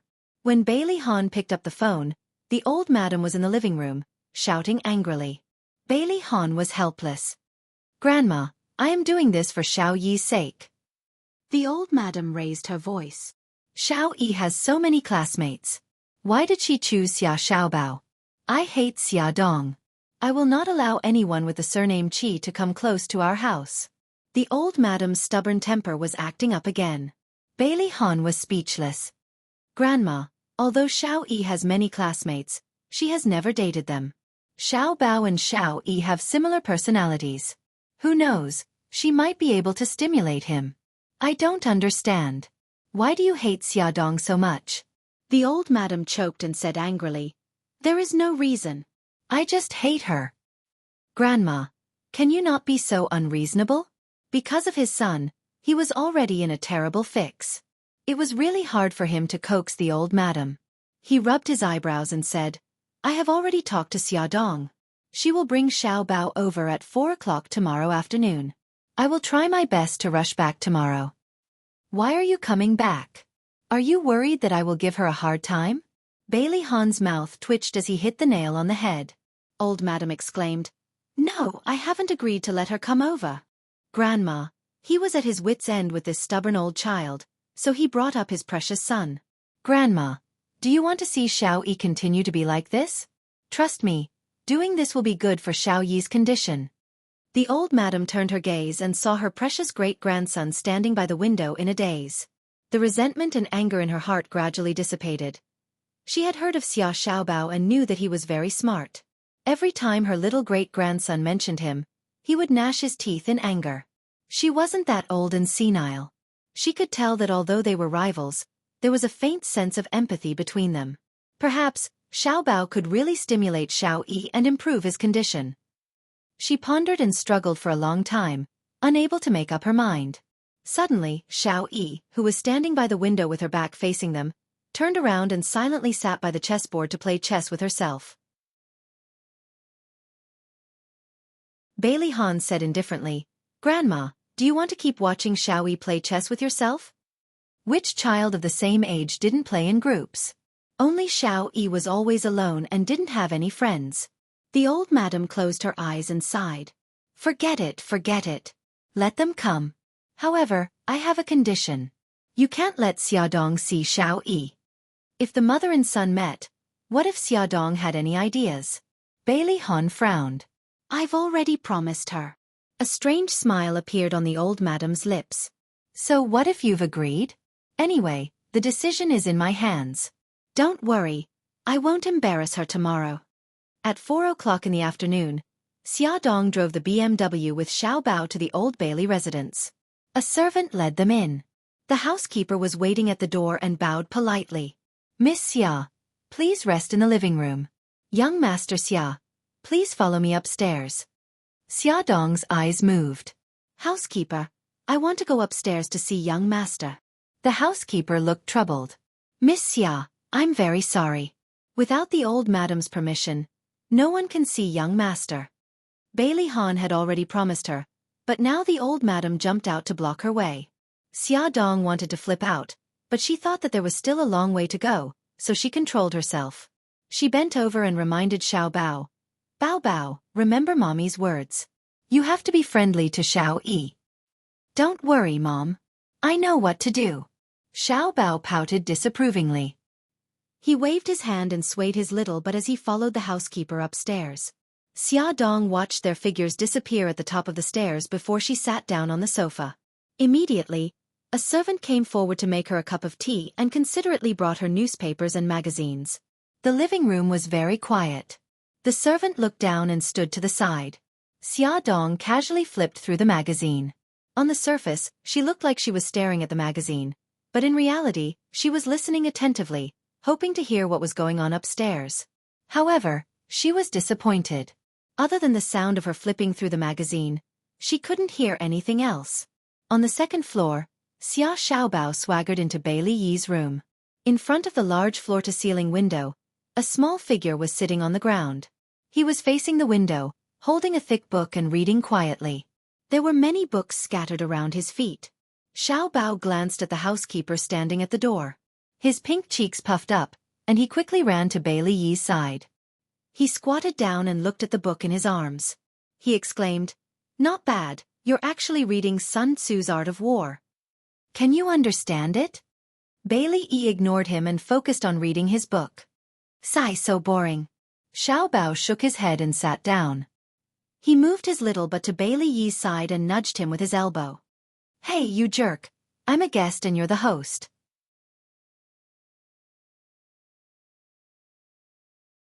How can you leave me here and read by yourself?" That kid poked the young master.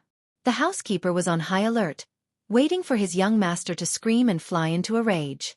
But to his surprise, he did not react at all. The housekeeper could not help but rub his eyes, thinking that he was seeing things because of his age. "Oh, you jerk, at least pay attention to me." Xiao Bao had been acting alone for a long time and was starting to go crazy. He shamelessly lay on the ground and rolled around, bumping into Bailey Yi from time to time. He did not dodge, nor did he scream. He was as quiet as a statue. The housekeeper, who had been standing upright, began to stiffen. His eyeballs were about to pop out of their sockets. Oh, he was not seeing things. The young master did not reject Xia Xiaobao's touch. It was too touching. He had to report this to the old madam immediately. The old housekeeper threw the surveillance mission that the old madam had given him to the back of his mind. He ran out of Bailey Yi's room with tears streaming down his face and rushed up to the study on the third floor. His footsteps were so vigorous that it was impossible to tell that he was in his 60s. Xia Xiaobao glanced at the empty doorway and quickly rolled to Bailey Yi's side. He kicked his little butt. "Hey, Bailey Yi, there's no one here now. You don't have to pretend anymore." Bailey Yi did not move or speak. Xia Xiaobao climbed up and moved closer to him. He blinked his big eyes and looked at him. "Bailey Yi, I asked you to pretend that you were hurt by an annoying woman. Your father, who dotes on you, will definitely hate that woman. I didn't expect you to be such a genius and come up with something like autism. I can't even go to Italy because of you. You're so annoying." Bailey Yi still didn't speak. He quietly flipped through the pages of the book. F***CK, are you addicted to pretending? Xia Xiaobao was angry. No one had ever dared to ignore him to such an extent. He snatched the book from Bailey Yi's hand and threw it to the door. A pair of feet and a crutch appeared at the door. The old madam lowered her head and glanced at the book, Sun Tzu's Art of War, lying at her feet. Then, she calmly looked at Xia Xiaobao. This was the first time she had looked at Xia Xiaobao carefully. The short man was wearing a white t-shirt and denim shorts. His facial features were extremely delicate, and he was not inferior to her precious great-grandson. He blinked his bright eyes innocently and had an innocent smile on his pink cheeks. His handsome and cute appearance made people want to take pity on him. The old madam smiled kindly. "You're Xia Xiaobao?" "Yes." Xiaobao wasn't afraid at all. He straightened his little body and raised his little chin to introduce himself seriously. "I'm Bailey Yi's classmate, Xia Xiaobao." The old madam walked over with her crutch and said with a smile, "Xiaobao, thank you for coming to visit our Xiao Yi." "You're welcome." He had an arrogant look on his face. "Although I don't really like Bailey Yi, my mommy told me to be friendly to my classmates. So, I will reluctantly visit him every day." The old housekeeper behind the old madam stumbled and almost fell. He wiped the cold sweat off his forehead. The old madam didn't mind his rude words. In fact, she liked his straightforward personality. She nodded approvingly. "Xiaobao, you and our Xiao Yi have similar personalities. I think you two will become good friends." Unfortunately, Xiaobao was Xia Dong's son. She really didn't want to have anything to do with that woman. The old madam's smile gradually faded when she thought of this. She said indifferently, "What game were you playing just now? Why did you throw the book at the door?" Xiaobao keenly sensed the change in her attitude. He snorted softly and walked over to Bailey Yi. "We were competing to see who could throw the book further. Bailey Yi, don't you think so?" He patted Bailey Yi's shoulder with his small hand. The old madam and the old housekeeper widened their eyes. What a miracle! Xiao Yi really didn't scream or flip out. Although he didn't answer, he didn't reject other people's touch. This was a huge improvement. The old madam couldn't help but reach out her trembling hand and slowly place it on Bailey Yi's shoulder. He didn't scream. He was very quiet, quietly looking at the scenery outside the window. The old madam's eyes couldn't help but redden. She was so emotional that she covered her mouth and held back her tears. Attention, Song Shu 566.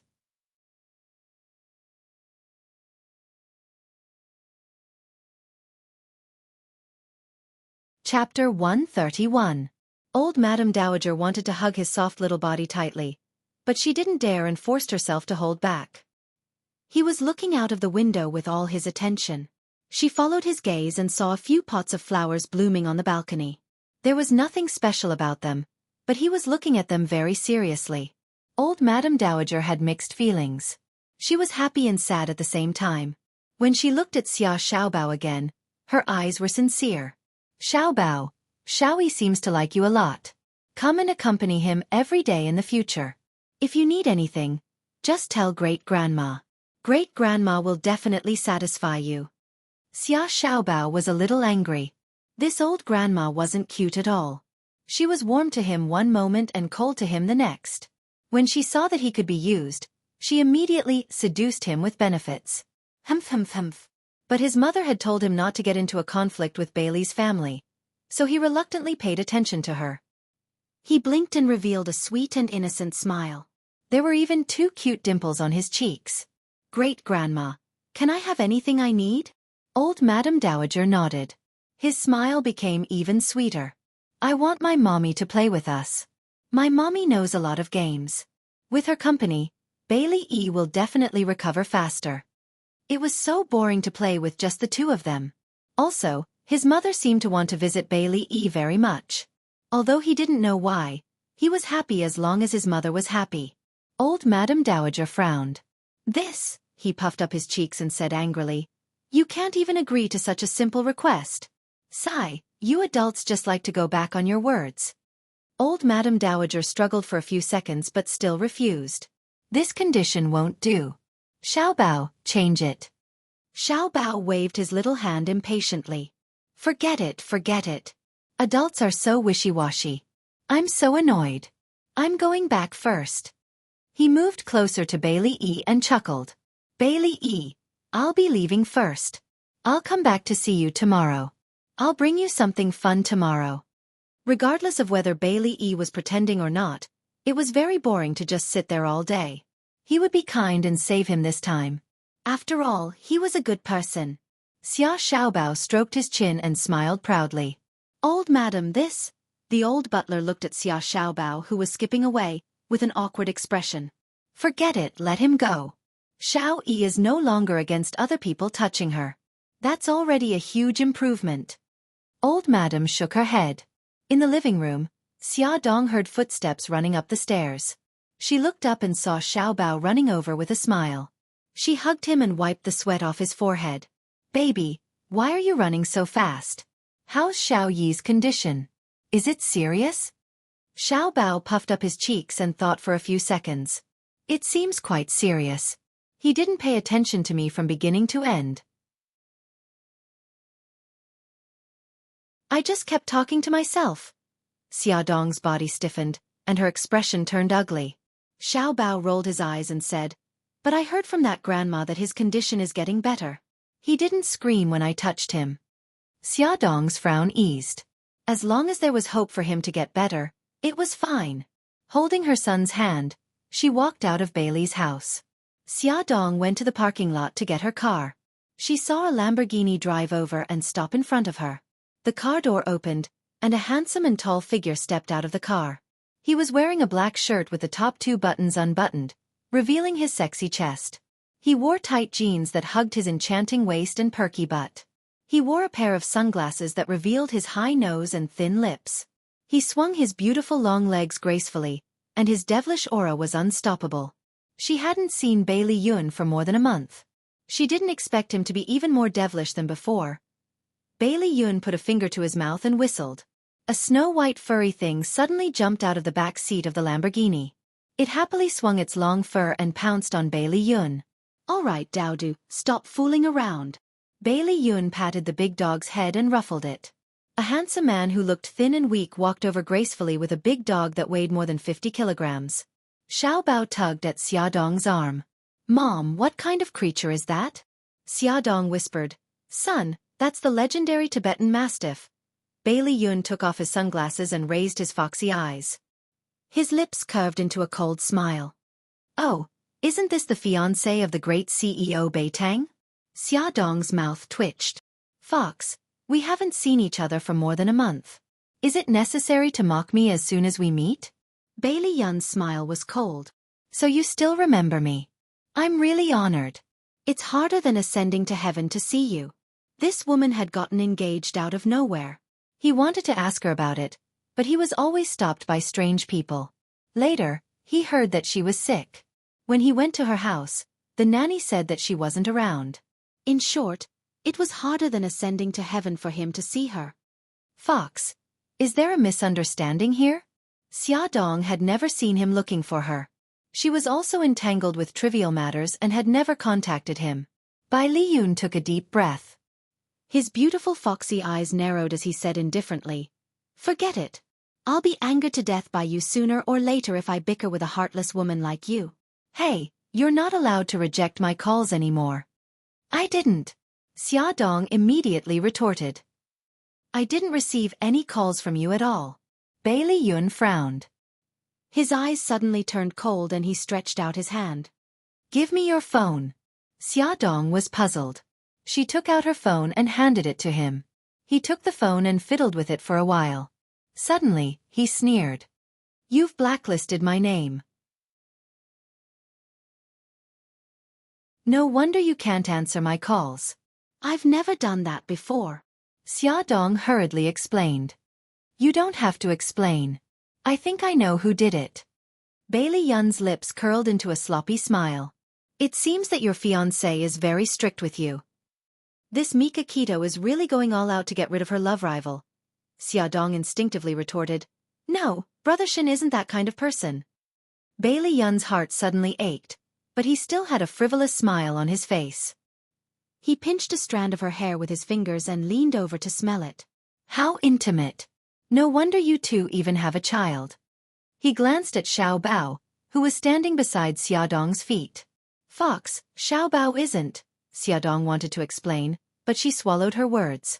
Forget it. You can think whatever you want. Xiao Bao, let's go. She opened the car door and carried her son into the car. She sat in the driver's seat expressionlessly. Damn it. Why didn't she explain? Was she really going to run away with another man? Bailey Yun gritted his teeth as he watched Xia Dong drive away. He was so angry that he stomped his feet. Lil P jumped over and rubbed her furry face against Bailey Yun's arm. Bailey Yun smiled bitterly. Lil P, it seems that you're the only one who knows me best in this world. Lil P rubbed against him affectionately. He chuckled and led Lil P to the old mansion. What are you doing here? Old Madam Dowager got angry when she saw Bailey Yun's sloppy attitude. Of course, she did not treat him well. Bailey Yun lowered his eyes to hide the coldness that flashed across his eyes. He stroked Lil P's furry head and said, "Didn't the psychotherapist say that raising animals is good for treating autism? That's why I brought Lil P over to accompany Xiao Yi." Lil P stuck out her long tongue and stared at old Madam Dowager eagerly. She wagged her furry tail in a fawning manner.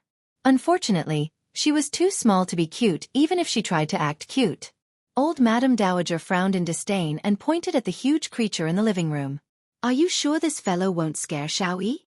Bailey Yun's mouth twitched. Xiao Yi has liked Lil P since she was young. Lil P also likes her very much. Grandma, do you remember when Xiao Yi shaved all of Lil P's fur when she was 3 years old? Lil P did not even make a sound. If it were anyone else, Lil P would have bitten off an arm before they could even pluck a single hair from Lil P's body. Old Madam Dowager thought about it. There was indeed such a thing. At that time, the big guy had a bald butt and was depressed for a long time. She hid at home and avoided people. "Butler, clean Lil P and send her to young master's room." Bailey Yun was speechless. He had just cleaned Lil P up before leaving the house. She smelled good all over, okay? Lil P. Woo-woo tea to the power of tea. She despised him. Lil P also had dignity. When the servant was bathing her, she fiercely splashed the servant with water. Bailey Yun took Lil P upstairs. Xiao Yi was still sitting by the window, quietly reading a book. Bailey Yun called his name, but he did not respond. Lil P barked at him twice, but he ignored her. Bailey Yun felt sad. When he first found out that Xiao Yi was autistic, he thought it was a prank by Xiao Yi. However, a week had passed, and she still did not get better. Bailey Yun started to worry. He specially brought his beloved dog over to accompany Xiao Yi. Compared to the silent Xiao Yi now, he missed the little devilish Xiao Yi very much. Bailey Yun bent down and wanted to rub Lil P's head. However, he was worried that it would agitate Lil P, so he could only give up and sit beside him. He stretched out his long arm and hugged Lil P's furry head. He chuckled softly and said, "Xiao Yi, look who I brought over for you." There was no response. Lil P was disliked before, and now he was being ignored again. She was unhappy. She rubbed her head against Xiao Yi's head and licked his face with her long tongue, leaving saliva all over his face. Her furry paws were not idle either. From time to time, she would bend her legs and jump around like a frog to attract his attention. Xiao Yi still did not respond. Lil P was so tired that she was panting. She lay on the ground and looked at Bailey Yun with tears in her eyes. Bailey Yun smiled and stroked her head. "Lil P, you're not working hard enough. Look, Xiao Yi is still ignoring you. Woo-woo, don't hurt a dog like this." At Hongcha 866.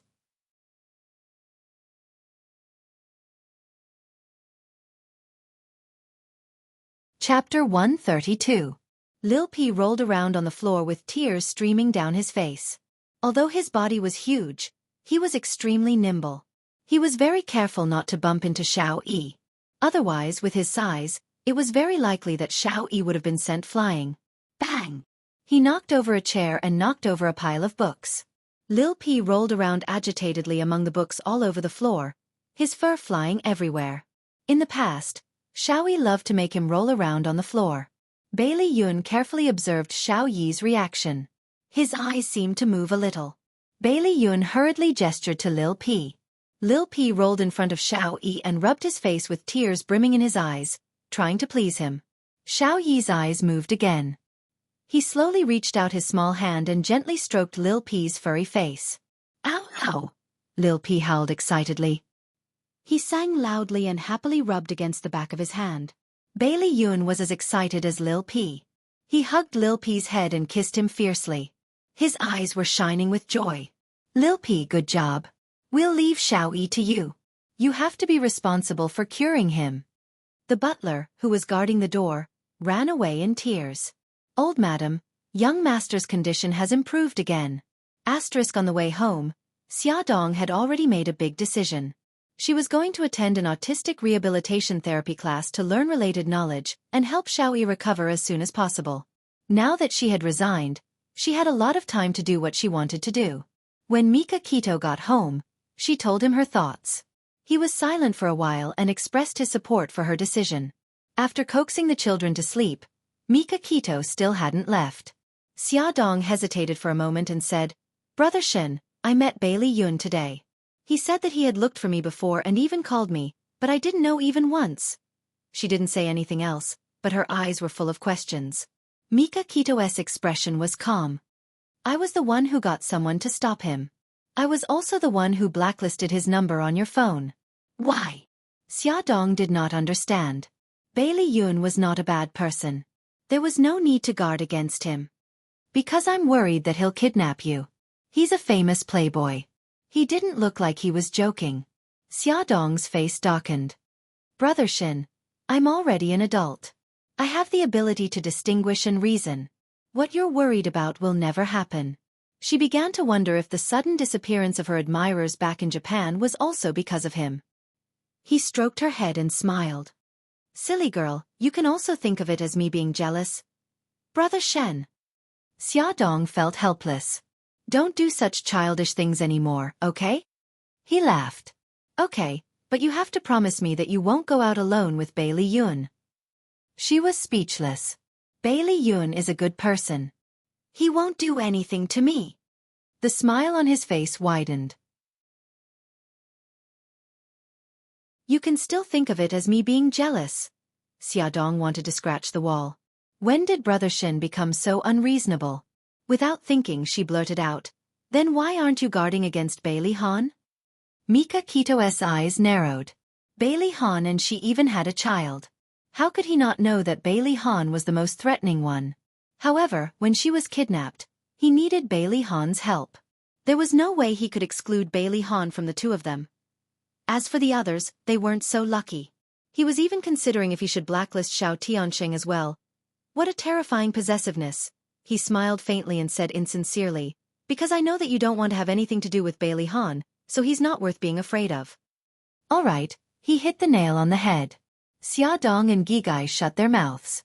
After sending Mika Kito off, it was already past 10 o'clock. Xiaodong went to the children's room to take a look. The two little guys were sleeping soundly. She smiled and gently closed the door. When she returned to her room, she dialed Bailey Yun's number. "Fox, it's me, Xiaodong." Bailey Yun was drinking at the bar when a beauty came over to chat him up. He pushed her away and picked up the phone. Hearing her hesitant voice, he could imagine her hesitant look at the moment. He narrowed his eyes slightly. "Do you want to ask about Xiao Yi's condition?" Xiaodong grunted and kicked the ground with the tip of her foot. "You brought the dog over today to keep Xiao Yi company, right? How is his condition now?" His heart was filled with resentment. If it wasn't for Xiao Yi, she wouldn't have taken the initiative to contact him. Although he was unhappy, he still told her about Xiao Yi's condition in detail, including how he began to sense the outside world and took the initiative to touch Lil P. Xiaodong was overjoyed. She said nervously, "Fox, I want to see Xiao Yi. Do you have any way to help me?" Bailey Yun's tone softened a little. "You know that my grandma treats Xiao Yi like a treasure and protects him tightly. It's impossible for you to get close to him." She smiled awkwardly. "I know. Just pretend that I didn't ask." Bailey Yun's lips moved. He wanted to say something but didn't. Xiaodong said softly, "Fox, I didn't contact you for a long time because something happened to me. I didn't mean to ignore you. Don't be angry, okay?" "Idiot!" Bailey Yun scolded softly. He wasn't angry because of this. He was angry because he didn't hear from her and had worried him for so long. They finally met, but she was still holding her and Mika Kito's son. She tried to please him in a small voice. "Go ahead and scold me. Remember to forgive me after you're done." Bailey Yun was angry and amused at the same time. When he imagined her carefully trying to please him, his heart softened. He coughed and pretended to be fierce as he shouted at her. What's going on with you and Mika Keto? Didn't you say that you didn't want to get married? Why do you want to marry him? Or do you just not want to marry me? He shouted a lot. Xiaodong rubbed her ears in distress. Okay, I'll be honest. Actually, this is a misunderstanding. Brother Shin's proposal was just an act. So, you're not engaged? Bailey Yun was ecstatic. He stood up quickly, scaring the beauty who was about to approach him. Yes, I'm only telling you. Don't tell anyone else. Xiaodong dug her ears. Why? Bailey Yun was very dissatisfied. Did she want to make the act with Mika Keto real? Xiaodong wanted to poke his head with her finger. Are you stupid? If your family finds out that I don't have a fiancé, they'll definitely think that I'm trying to seduce your brother. My engagement status is my protection. Bai Liyun narrowed his eyes and impatiently pushed away the beauty who was trying to strike up a conversation with him. All right, this reason is still reasonable. But I'm warning you, you're not allowed to turn the act into reality with Beitang Shen. Even if they were to turn the act into reality, it would be with him. Okay. She wouldn't make the act real with anyone. Hearing his exasperated voice, she felt very warm. Finally, she didn't lose him as a friend. He was silent for a moment before he finally asked, Xia Xia, Xiao Bao and Xiao Guai, are they really Mika Keto's children as the newspaper said? She gripped the phone. Fox, is it important who the father of the children is? It's very important. I really want to know. He had been absent from her life for 5 years. He already felt that he couldn't catch up with her, let alone 2 children suddenly. She said softly, I'm sorry, I can't tell you. He was silent for a long time, so long that Xiaodong mistakenly thought that he had hung up the phone. He suddenly said, It's fine if you don't want to tell me. One last question. Do you love the father of the children? She thought about it seriously and said, No. Bailey Han was very good. She only felt sorry for him, not love. Bailey Yun heaved a sigh of relief. As long as she didn't love him, at least he still had a chance. The next day, Xiaodong sent Xiao Bao to the old Bailey mansion on time. She was blocked downstairs by the butler again.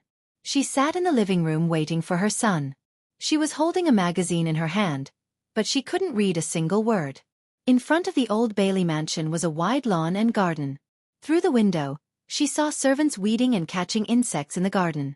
There was also a servant under the grape trellis, bathing the Tibetan mastiff named Daodu with a shower head. Awoo! The Tibetan mastiff's huge body suddenly jumped up. Its long fur fluttered, and the poor little maid was drenched in water. Xiaodong was speechless. She saw clearly that the little maid was bathing Daodu as if she was bathing her enemy. She was scrubbing its fur fiercely. It would be strange if it wasn't angry.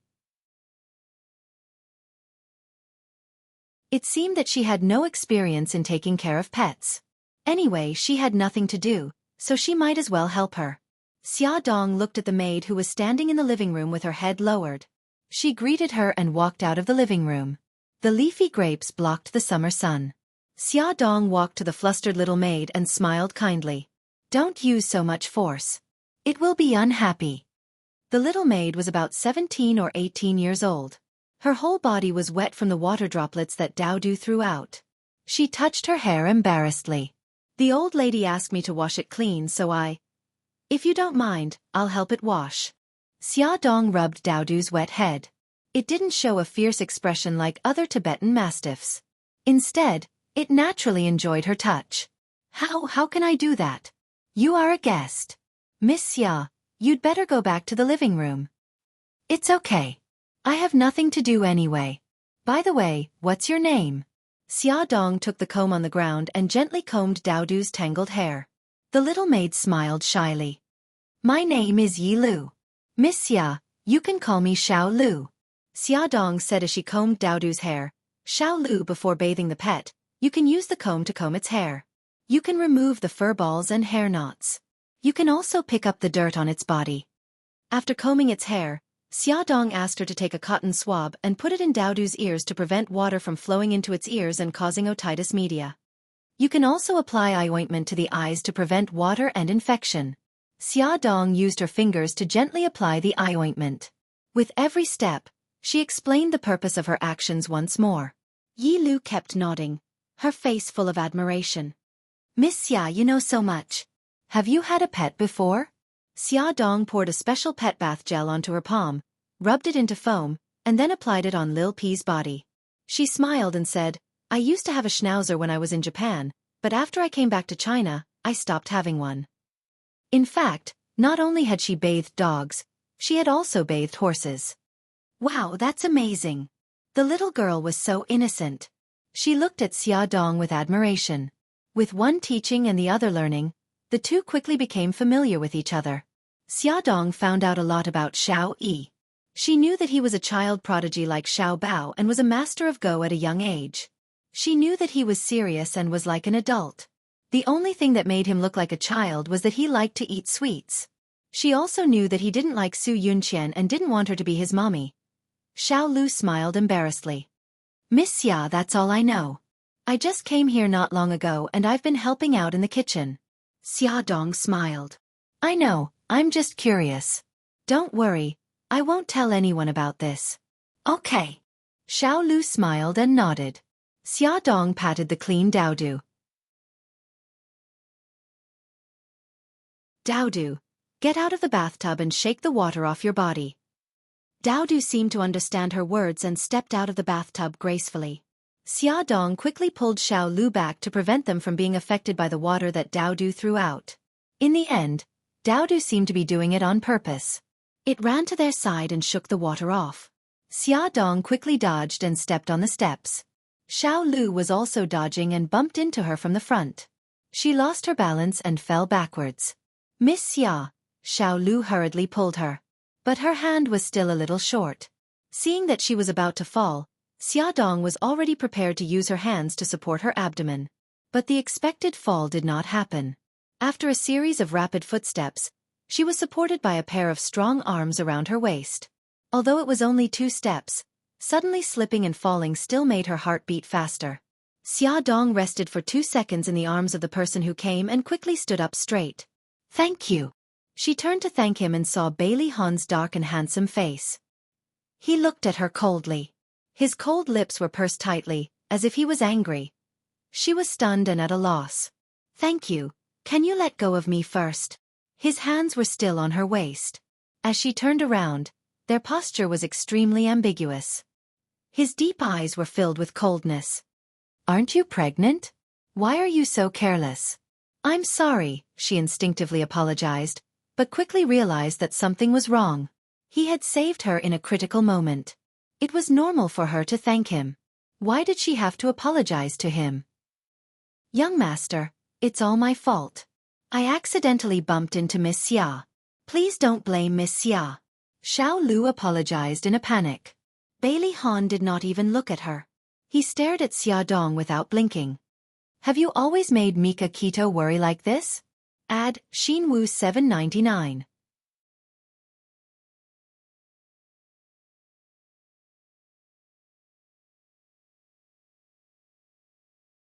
Chapter 133. Ah! She was already an adult. Why did she feel so ashamed after being mocked by him? Was she really too worrisome? She lowered her head and refused to look at him. Please let go of me before you teach me a lesson. Bailey Han snorted coldly. He wanted to strangle this woman who made his heart beat faster. However, he didn't let go. Instead, he forcefully held her waist and brought her to the flat ground before slowly retracting his hand. Xia Dong slowly exhaled. She touched the tip of her nose and smiled. Why are you back so early today? As a workaholic, shouldn't he work until 7 or 8 o'clock before coming home? It was only 4 o'clock now. Why was he here? Bailey Han was in a bad mood. Even his tone wasn't good. This is my home. Do I need to report to you when I come back? No need, no need.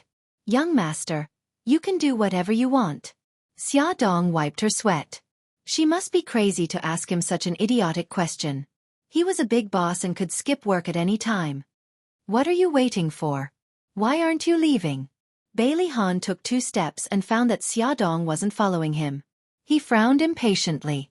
Xia Dong scratched her head. Where are we going? He snorted.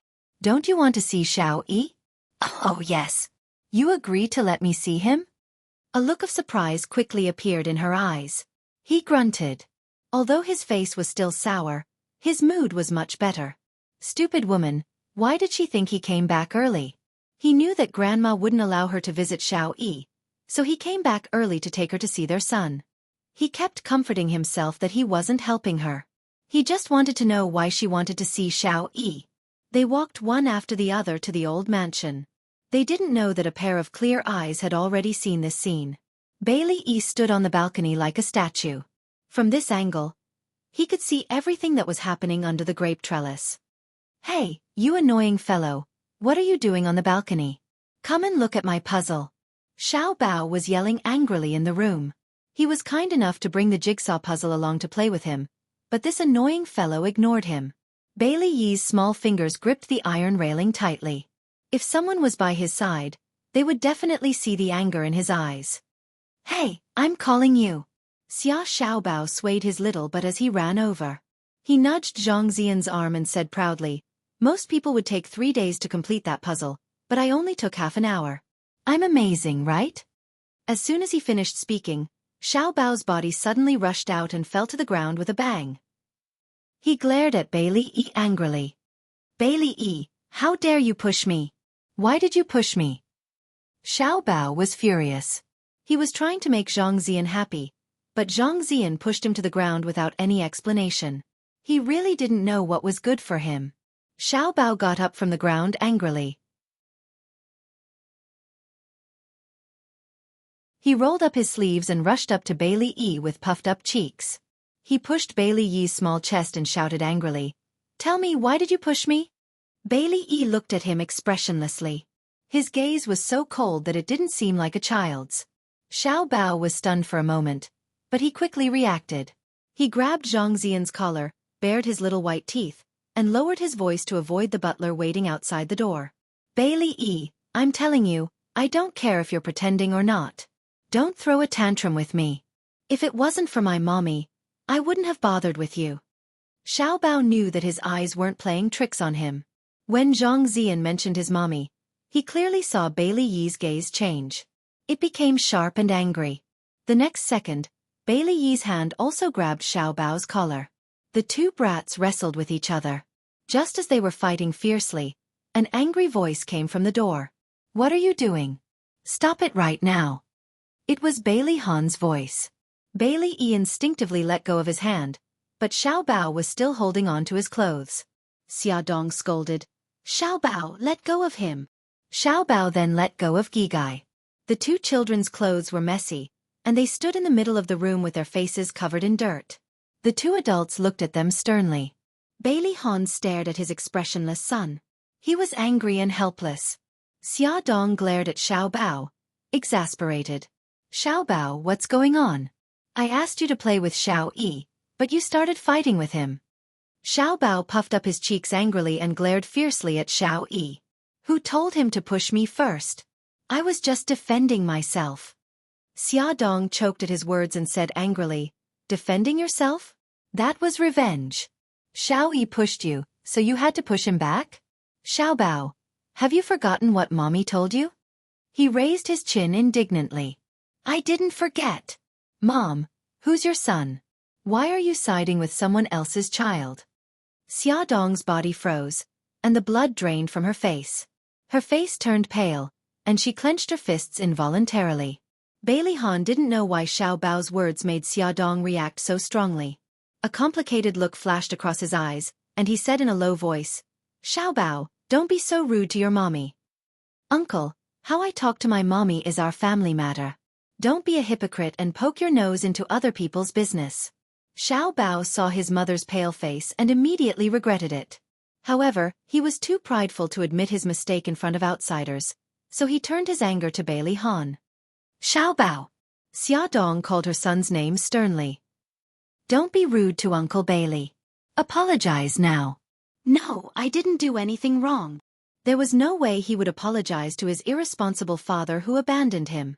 Xiao Bao kicked the jigsaw angrily, grabbed the small backpack on the ground, and ran out like a wisp of smoke. Xia Dong looked at Bailey Han apologetically.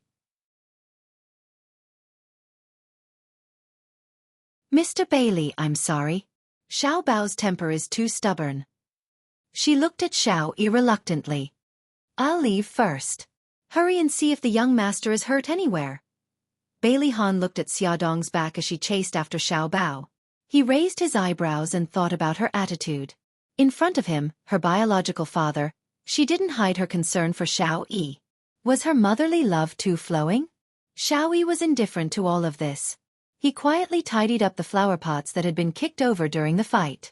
Bailey Han walked to his side and squatted down so that he was at eye level with him. He tried his best to soften his voice.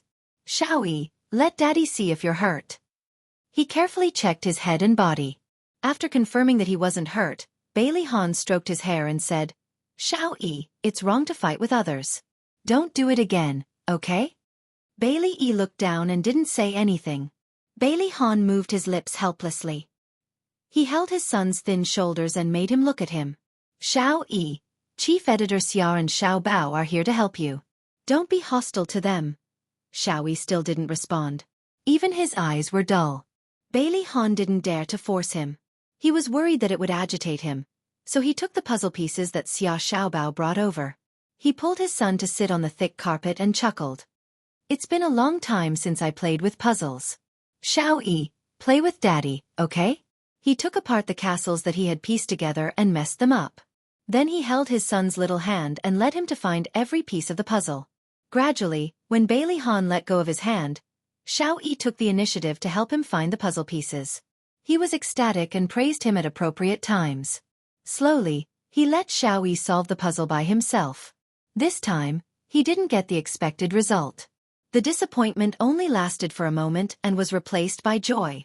Compared to when he had just returned from the hospital, Xiao Yi had improved a lot. Bailey Han believed that Xiao Yi would recover soon.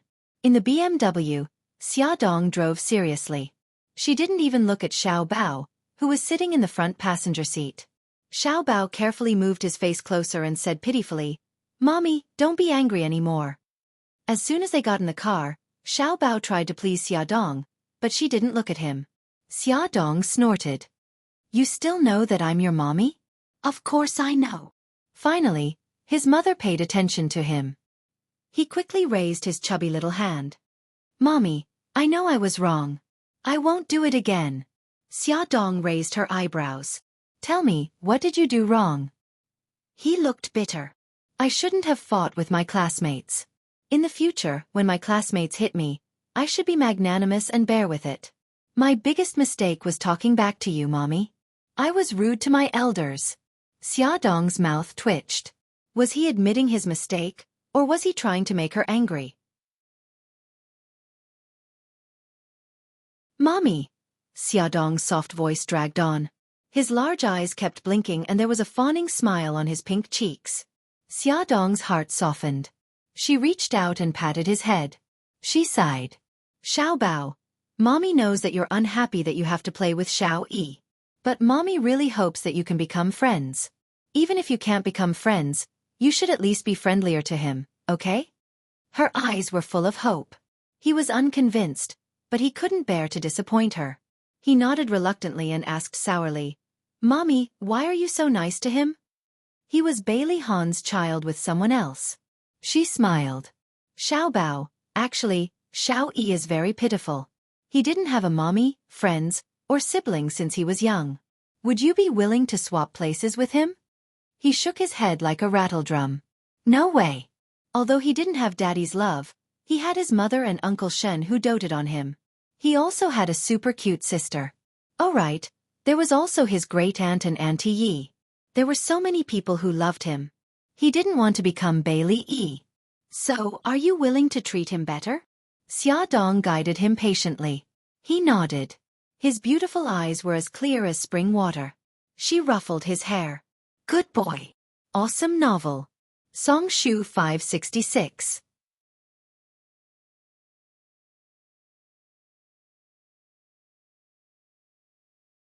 Chapter 134. The director of Glamour magazine found out from someone that Xiaodong did not go abroad, so he called her and asked her to return to her position as the chief editor. Xiaodong politely declined. She had to take care of Xiao Guai and attend the autistic therapist training. She did not have the energy to devote to her work. She walked the streets and searched for many delicacies, especially desserts. She specially bought different types of desserts for Xiao Bao to bring and share with Xiao Yi. As usual, the housekeeper led Xiao Bao upstairs while Xia Dong sat in the living room. The housekeeper helped Xiao Bao carry an exquisite food container and a bag of toys upstairs. After sending him to his room, the housekeeper closed the door and waited outside. When Xiao Bao entered, Xiao Yi was playing a jigsaw puzzle alone. Xiao Bao chuckled and ran to his side. "I'm not playing jigsaw puzzles today. I brought something new for you." He did not care if Xiao Yi ignored him and dragged the bag of toys over.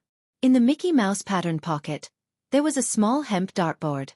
He took the dartboard out of the pocket and said, "Let me tell you, I'm a dartboard expert. Looking at you, you must have never played before. But don't worry, I'll teach you." Xiao Bao patted his chest proudly and ran around the room like a gust of wind. He quickly found a place to set the dartboard and stood on a stool. After setting the dartboard, he casually took out a dart and glanced at Xiao Yi, who was focused on the jigsaw puzzle. "Hey, watch carefully. I'm going to shoot the dartboard." After shouting for a long time, Xiao Yi still ignored him. "Wah, this annoying guy is not cooperating at all." Xiao Bao glared at him angrily and vented his anger on the dartboard. He mustered all his strength and threw the dart in his hand. Swoosh! It hit the bullseye. Xiao Yi looked up at lightning speed and then quickly looked down. Xiao Bao clapped happily. He had not practiced for a long time, but his skills had not deteriorated. He turned around proudly and wanted to show off. Unfortunately, the other party did not even look at him. He shot a few darts and hit the bullseye. Unfortunately, no one appreciated it. Little Treasure scooted over to Little Wingsy's side and sat down. He supported his forehead with one hand and sighed sadly. Why did he have to accompany this taciturn person during the summer vacation? He used his elbow to poke Xiao Yi, who was working hard. "Bailey Yi, I'm curious. Are you pretending?" If he was pretending, how could he endure it for so long? If he was in Xiao Bao's shoes, he would not be able to endure it. "Bailey Yi." Little Treasure changed his position and lay on the ground looking at him. He propped up his chin with both hands and said with a gossipy expression, "Tell me quickly. Is it an act? By the way, your daddy cancelled the wedding. Is that annoying woman very sad and angry?" "Unfortunately, I did not get to see her reaction." His pink lips chattered non-stop. Bailey Yi tightened his grip on the platter as if he was trying to restrain himself. Although it was a subtle movement, Xiao Bao still noticed it. Little Treasure suddenly grabbed his finger and laughed mischievously. "Do you think I'm long-winded and irritating? Let me tell you, irritating is the right thing to do. As long as you ignore me, I'll kiss you endlessly and annoy you to death." Bailey Yi tried to break free from Xiao Bao's grip but failed. Xiao Bao smiled. He grabbed a dart with his other hand and stuffed it into Xiao Bao's hand. "Here. As long as you can hit the dart plate here, I'll shut up and never bother you again." Xiao Bao was a handsome guy who was loved by everyone. He did not want to nag endlessly like a naggy old woman. He had put in so much effort to implement his mother's treatment plan. Bailey Yi's eyes moved as if he was hesitating. Xiao Bao waited quietly. He was not in a hurry. After nearly a minute, Bailey Yi reached out and took the dart. He stood up from the ground and stood up straight. He raised his right arm and threw the dart. Swoosh! The dart deviated from its original trajectory and shot out of the dart plate. "Ha ha ha ha!" Xiao Bao hugged his stomach and rolled around on the ground happily. So there were things that this annoying guy was not good at. Bailey Yi's face darkened. He pursed his lips and clenched his small fists. He looked like he wanted to pounce on the guy who laughed at him and beat him up. Xiao Bao rubbed his stomach that was hurting from laughing too much, then rubbed his cheeks that were stiff from laughing too much. "All right, don't look so glum. I'll teach you. Watch carefully, this is how it should be." He casually picked up a dart and did a standard demonstration. Bailey Yi turned his head away awkwardly and ignored him. "Don't be so stingy. It's not like you'll lose anything if you get laughed at." Xiao Bao sighed and frowned. "Kids are so troublesome." Bailey Yi's cheek twitched uncontrollably as the side of his face was facing him. In the end, Xiao Bao still could not coax Bailey Yi to learn darts with him. Xiao Bao scratched his head in frustration. He suddenly remembered something and his eyes lit up. He quickly ran to the table and took the food box from it. As soon as he opened the lid of the food box, the aroma of food wafted out. Layer by layer. Like peeling bamboo shoots, Xiaobao took out the small boxes one by one and placed them on the floor. The fragrant pastries immediately attracted Bai Liyi's attention. Xiaobao quickly handed him a pair of sanitary chopsticks. Don't be shy. Hurry up and eat. Bai Liyi did not take the chopsticks. Instead, he averted his gaze. Xiaobao's bright black eyes rolled around. 2 little dimples appeared on his rosy cheeks. He picked up a pastry and took a bite happily. Wow, it's so delicious. It's fragrant and crispy. It's sweet and not greasy. It's so delicious. Bai Liyi swallowed his saliva quietly. Suddenly, his vision blurred. Xiaobao was already in front of him. He picked up a pastry with his chopsticks and fed it to him. Hurry up and eat. It won't taste good when it's cold. Let me tell you, other than Xiao Guai, no one else has ever received such high treatment before. If you weren't my friend, I wouldn't have fed it to you. Friend? Bai Liyi was stunned. His mouth opened involuntarily. The pastry melted in his mouth. It had the fragrance of roses. It was sweet and soft. It was really delicious. He couldn't help but chew. Xiaobao smiled brightly and handed him another piece of red date cake. Try this. It's delicious too. Bai Liyi did not refuse and reached out to take it. Xiaobao beamed and said proudly, It's delicious, isn't it? My mommy heard that you like sweets and specially went to many places to buy it. Before he could finish his sentence, Bai Liyi threw away the red date cake in his hand and ran to the trash can to spit out the food in his mouth. Finally, he angrily kicked the pastries on the ground and kicked them all over the floor. Are you crazy? My mommy spent a lot of effort to buy those. Xiaobao ran over to stop him. However, he seemed to be even crazier. Not only did he kick the pastries, but he also screamed in agitation. Xiaobao did not dare to go near him. The butler guarding the door heard the commotion and immediately pushed the door open. He said nervously, Young master, don't be agitated. Take a deep breath. Xiaobao stared blankly at Bai Liyi. Something flashed through his mind, but he couldn't grasp it. Young Master Qi, you should come out first. The butler wiped the sweat from his forehead. Xiaobao glanced at Bai Liyi and walked towards the door.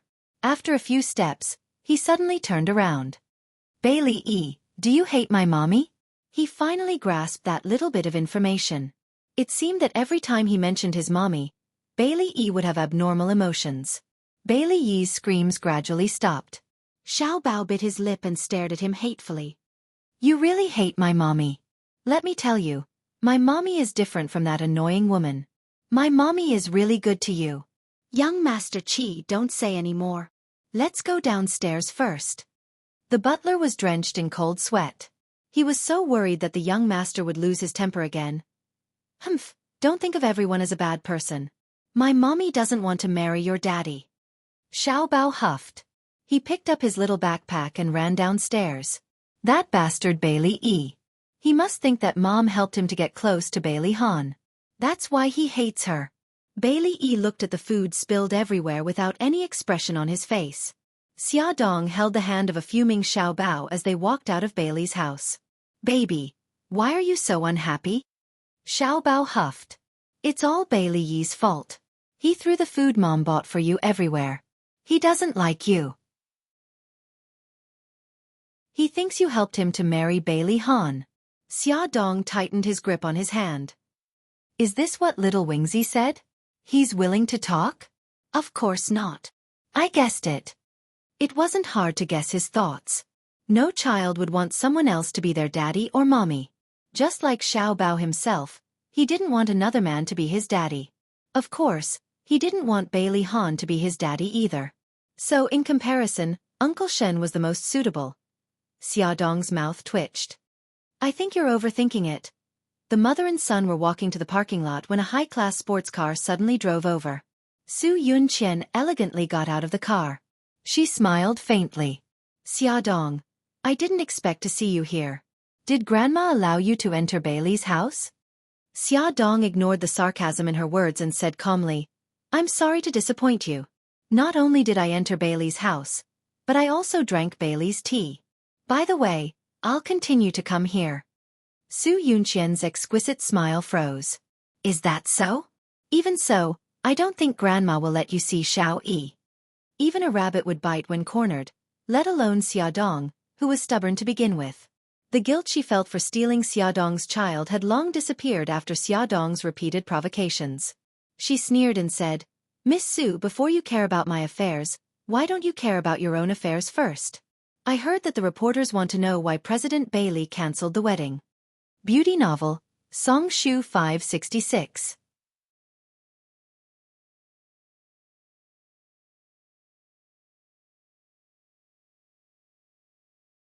Chapter 135. Xiaodong's counterattack had undoubtedly poked at Su Yunqian's sore spot. Her beautiful eyes stared fixedly at Xiaodong, filled with hatred. If it weren't for Xiaodong's existence, she would have long become the mistress of the Bailey family. Damn it, it's all that B*TCH's fault. She gritted her teeth and squeezed out a smile. Even if Han and I call off the wedding, don't even think about marrying him. Based on what you did back then, you have no right to stand by his side. Xiaodong smiled faintly. Miss Su, I suggest you see a psychiatrist. Your paranoia is really getting worse. Su Yunqian's expression turned ugly. She took a step forward and seemed to want to say something. Xiao Bao shrank his neck in horror and hid behind Xiaodong. Mommy, paranoia is really scary. Let's stay away from this auntie. Xiaodong stroked her son's hair seriously. That's right. Paranoia is really scary. Baby, remember to stay 10 meters away from this auntie when you see her in the future. No, you should stay as far away from her as possible. Yes. Mommy, I'll remember. The mother and son got into the car as if there was no one else around. Su Yunqian was left alone on the spot, gritting her teeth in hatred. Xiaodong was about to start the car when she saw her son take something out of his small bag. He rolled down the car window and aimed at Su Yunqian's car tires and shot it. As his actions were extremely fast and there was no sound during the shooting process, Su Yunqian, who had already turned and walked towards the old Bailey mansion, naturally didn't see it. However, Xiaodong saw it clearly. She raised her eyebrows. Baby, what are you doing?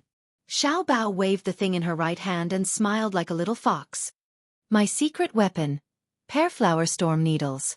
Once I see blood, I'll destroy that damn auntie's tires. The corner of Xiaodong's mouth twitched. Brother Shen must have given him another inexplicable hidden weapon. She rubbed his head and said, Well done, worthy of praise. However, this thing is very dangerous. You have to be careful when using it. Worried that he wouldn't know what to do, she thought for a moment and said, When you use it, you have to be clear about the situation. For example, if you have a conflict with a child, you can't use it against them. If you're facing a kidnapper or a bad guy, you have to use this weapon without hesitation. Do you understand? I know. Don't confuse me with a 3-year-old child. Xiao Bao rolled his eyes impatiently. He already said that he was a genius. How could a genius not understand these things? Hey, little old man, you're only 4 years old.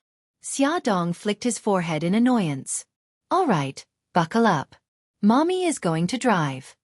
Su Yunqian was very annoyed by Xiaodong and her son, but when she saw the housekeeper, she still smiled appropriately.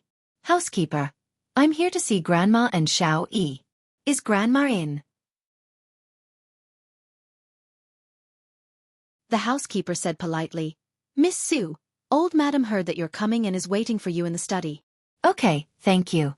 Su Yunqian went straight to the study on the 3rd floor. When she walked into the study, old madam was chatting with old master. The two elders were sitting on a rattan chair and chatting happily. The atmosphere was harmonious. Grandma. Grandpa. Su Yunqian greeted them politely. Yunqian, you're here. Come and sit here. Old madam pointed to the seat beside her and pressed the bell. Soon, a servant came in and served them tea. After chatting for a while, old madam suddenly said, Yunqian, did something happen between you and Han? I think he's been a little strange recently. Old madam's words were too tactful. Bailey Han was not only strange, but he completely ignored Su Yunqian as if she was a stranger. Su Yunqian forced a smile, and her eyes revealed a touch of sadness. I think Han is too tired. And something like this happened to Xiao Yi. Sigh, Han's temper has been like this since he was young. He likes to hide everything in his heart. Old Madam took her hand and patted it gently. Yunqian, you have to understand him. Don't worry. When Xiao Yi recovers, I'll immediately hold your wedding. It'll definitely be a grand affair. Su Yunqian's eyes reddened with gratitude. Grandma, thank you, Old Madam rebuked. Let's not be so formal. Tell your parents what I said just now so that they can feel at ease. I know, Grandma. Before I came, my mommy told me to visit you more often. If you need anything, just let me know. Don't be shy. Old Madam was very emotional. Your parents are reasonable. Help me thank them. The two chatted for a while. Su Yunqian proposed to visit Xiao Yi. Old Madam was very comforted. She went downstairs with her and walked into Bailey Yi's room. The room had been cleaned and tidied up. Bailey Yi leaned against the cushion, holding a small laptop and surfing the internet. Baby, look. Auntie Yunqian is here to see you. Although he did not respond every time she spoke to him, the old lady did not give up. Xiao Yi, what are you busy with? Su Yunqian bent down and stroked Bailey Yi's hair intimately. Xiao Yi. Su Yunqian anxiously walked forward, wanting to comfort her. Old Madam suddenly said sternly, Yunqian, don't go over there. Grandma? Su Yunqian looked aggrieved. The old madam paused and softened her tone. If we go over now, it'll only make him lose control of his emotions. The best thing to do now is to ignore him and let him calm down. This was the method that Lin Yi, the psychotherapist, had taught her. I see. I understand. Su Yunqian bit her lips and seemed to have made a very important decision. Grandma, I don't know why, but Xiaoyi gets agitated every time he sees me. In order not to agitate him, it's better for me to visit him less in the future. Old Madam also thought about this problem, but she was too embarrassed to bring it up. She did not expect Yunqian to bring it up herself. She immediately let out a sigh of relief. That's good too. Yunqian, it's been hard on you. Su Yunqian smiled. Of course not. We are all doing this for Xiao Yi's good. Grandma, I'll leave first. I still have something to do. I'll come to see you in 2 days. After saying goodbye to Old Madam, Su Yunqian walked out of the old house. She was already depressed to begin with. Why was Bailey Yi so agitated every time he saw her? Was he pretending to be sick? Or was he really sick, but subconsciously remembered what she had done to him? Su Yunqian drove for more than 10 meters and realized that something was wrong. She got out of the car to check and found 2 very thin needles stuck in her tires. She was so angry that she stomped her 10-centimeter high heels. Fortunately, she did not drive too far. When she returned to the old house, she asked the servant to change her tires. After she started the car again, she thought for a while and felt that it was Xiaodong's doing.